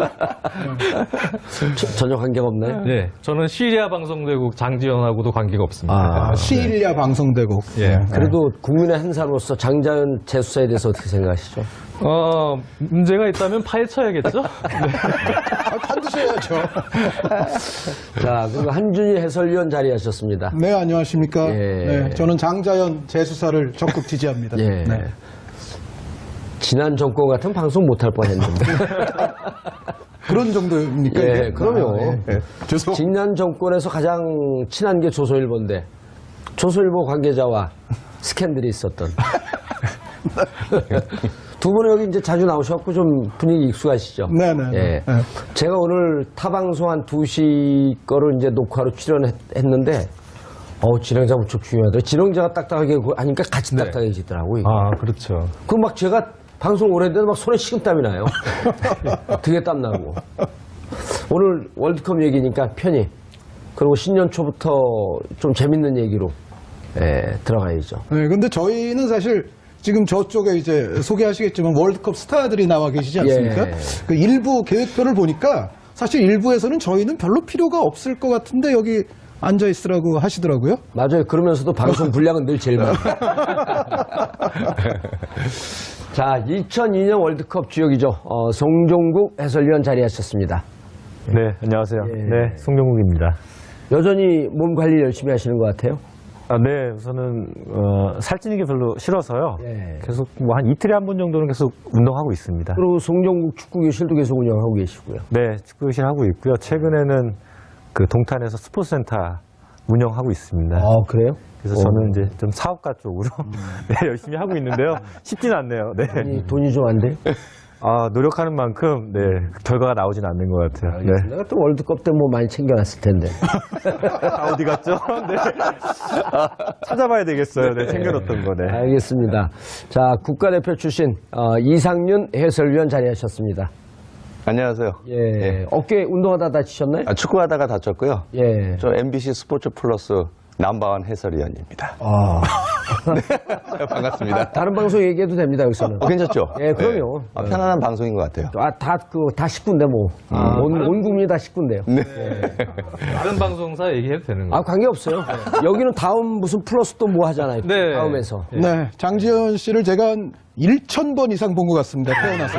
저는 그 방송 보면서 두 분보다 같이 진행한 여자 해설위원, 여자 진행자. 그분 하면 신하영, 모르겠어요. 이름은 모르겠는데 얼굴도 잘 기억이 안 나요. 근데 여성이라는 사실 때문에 계속 봅니다. 이런 분들이 많으시더라고요. 네. 예. 이름 모르죠, 근데 잘. 그분. 아니, 이름들은 대부분 알죠? 꽤 유명한가요? 그럼요. 오. 네, 요즘에 아주 인기 있는 또 예능 프로에서도 진행을 하고 활약 있기 중이죠. 때문에 네. 네, 그래요? 인기가 많습니다. 네. 참고로 저희 집엔 TV가 없습니다. 자, 2002년 월드컵 얘기서부터 저희가 좀 시작을 해봐야 될 것 같은데요. 2002년 하면은 지금도 생생하게 현장에서 이렇게 보고 있는 듯한 그 감동은 안 지워지는 것 같아요.